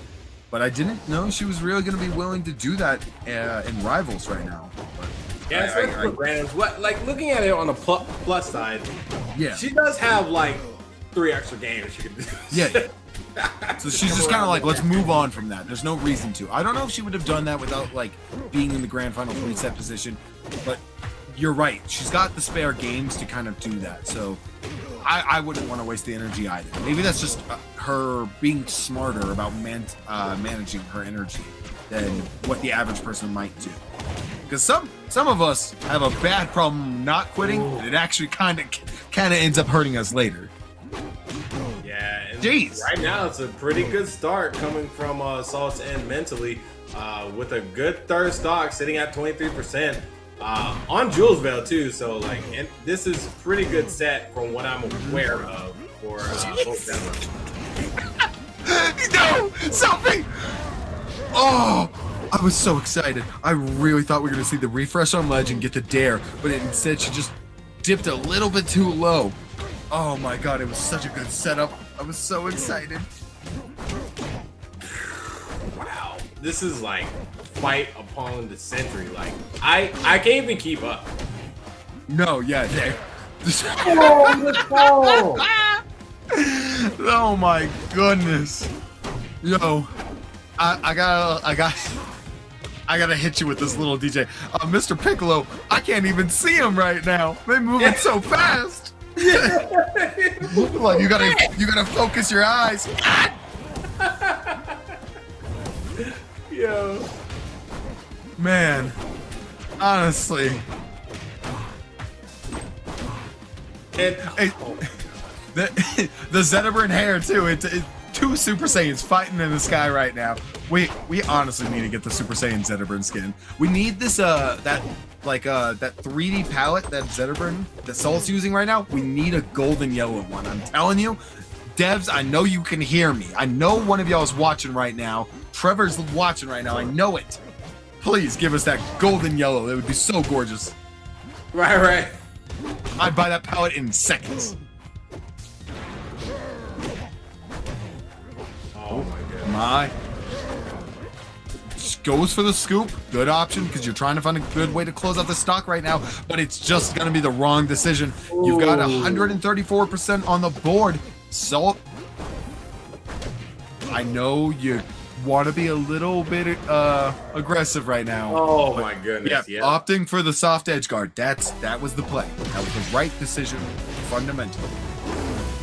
Yeah, there you have it. Sophie just needs one more in order to call this a champion moment for Salt. Yeah. How are you feeling, DJ? You think that Sophie can bring this and give us a game 5 situation, or even possibly reset the bracket, or do you think Salt's pretty much got this in her hands? Air Armada? I can't put it in the air. Well, all I can say is this is about to be a good one. I just have a good feeling. I thought that too, and then I saw Air Armada, which is scary because that's just both of them saying essentially, like, hey, go off stage and mismanage your spacing. That's death. It's going to be a lot more heavy edge guards, which is going to result in a lot more overshooting on the ledge. So we're going to see a lot more of these down strongs than F strongs at the ledge. It's genuinely kind of jarring to me that we get this stage for what is possibly the end of our set. And this is where I'm looking at. Like, I've seen the games where it comes down to specifically, I've seen it with Salt and Sophie playing against each other back to back, and with this stage, Salt just doesn't have the momentum on this stage specifically. And I'm not sure why. But it's good now because now you're sitting on the winner side of things, so I'm pretty sure Saul's definitely like, all right, I'm not gonna make the same mistakes like I did before. No, she's being very careful, doing a lot of these dashbacks right in the middle of her punish game, and it's led her to get that first stock. But now Sophie's still fighting back. I'm not really sure what we're gonna keep seeing right now. I think we gotta do a play-by-play set of style of commentary right now, just with how these two are playing. Oh.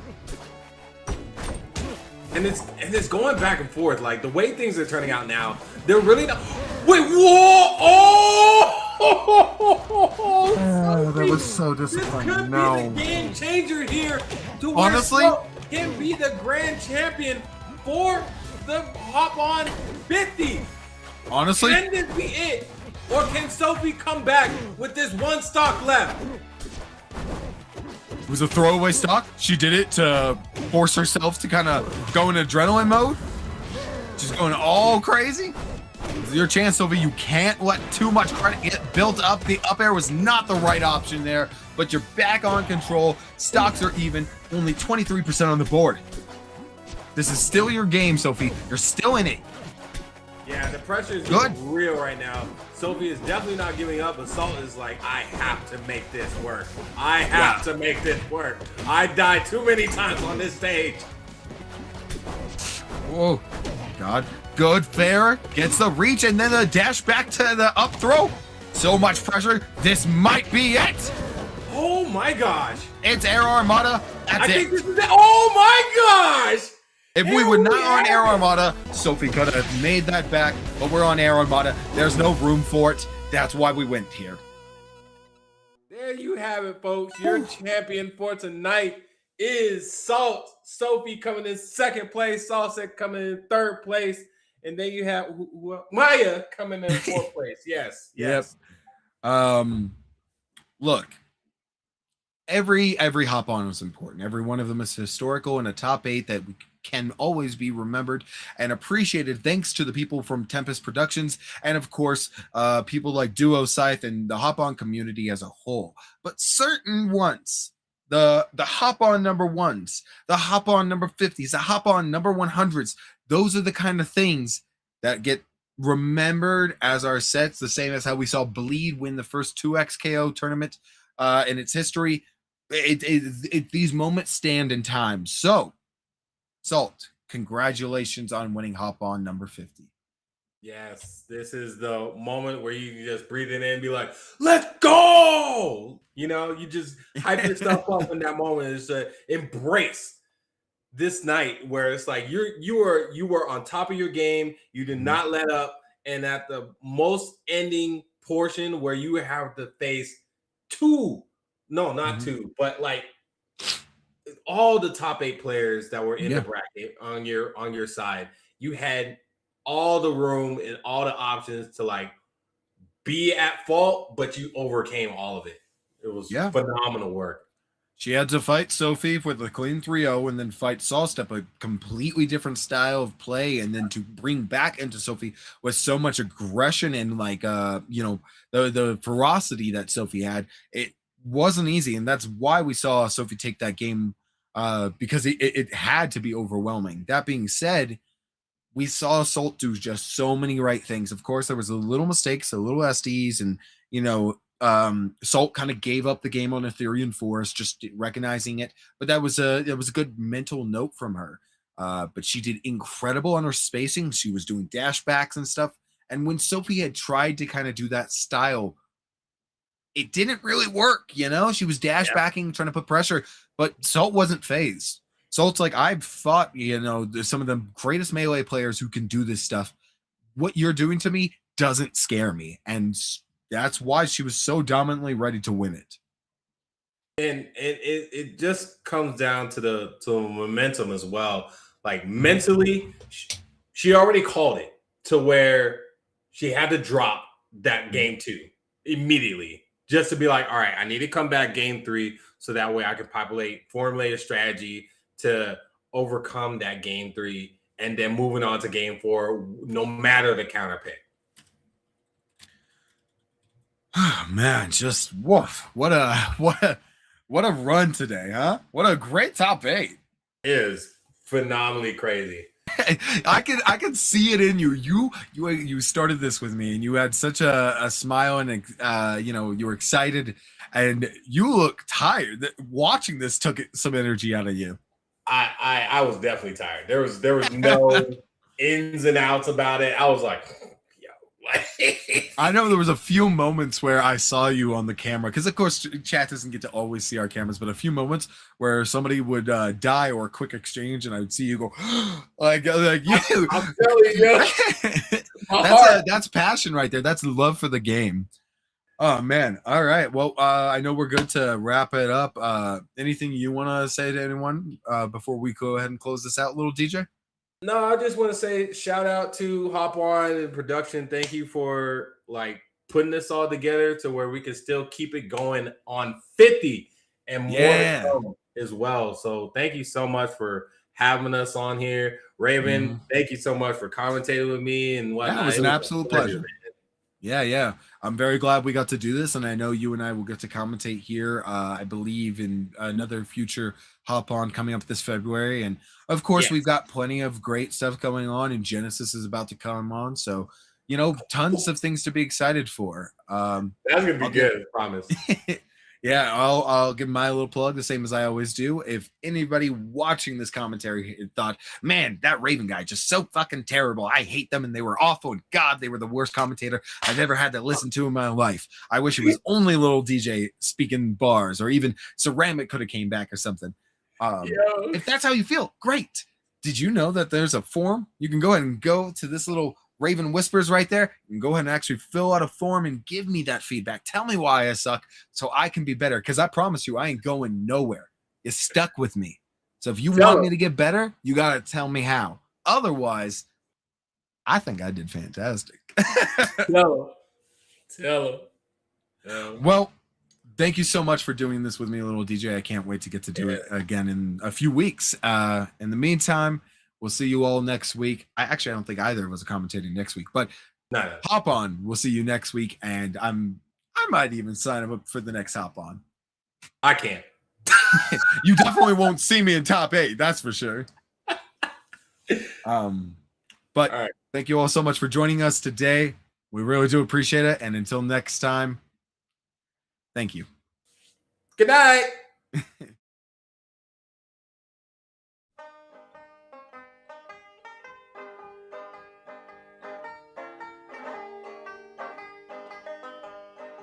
Solidarity forever. Solidarity forever. Solidarity forever. For the union makes us strong. When the union's inspiration through the workers' blood shall run, there can be no power greater anywhere beneath the sun. Yet what force on earth is weaker than the feeble strength of one? But the union.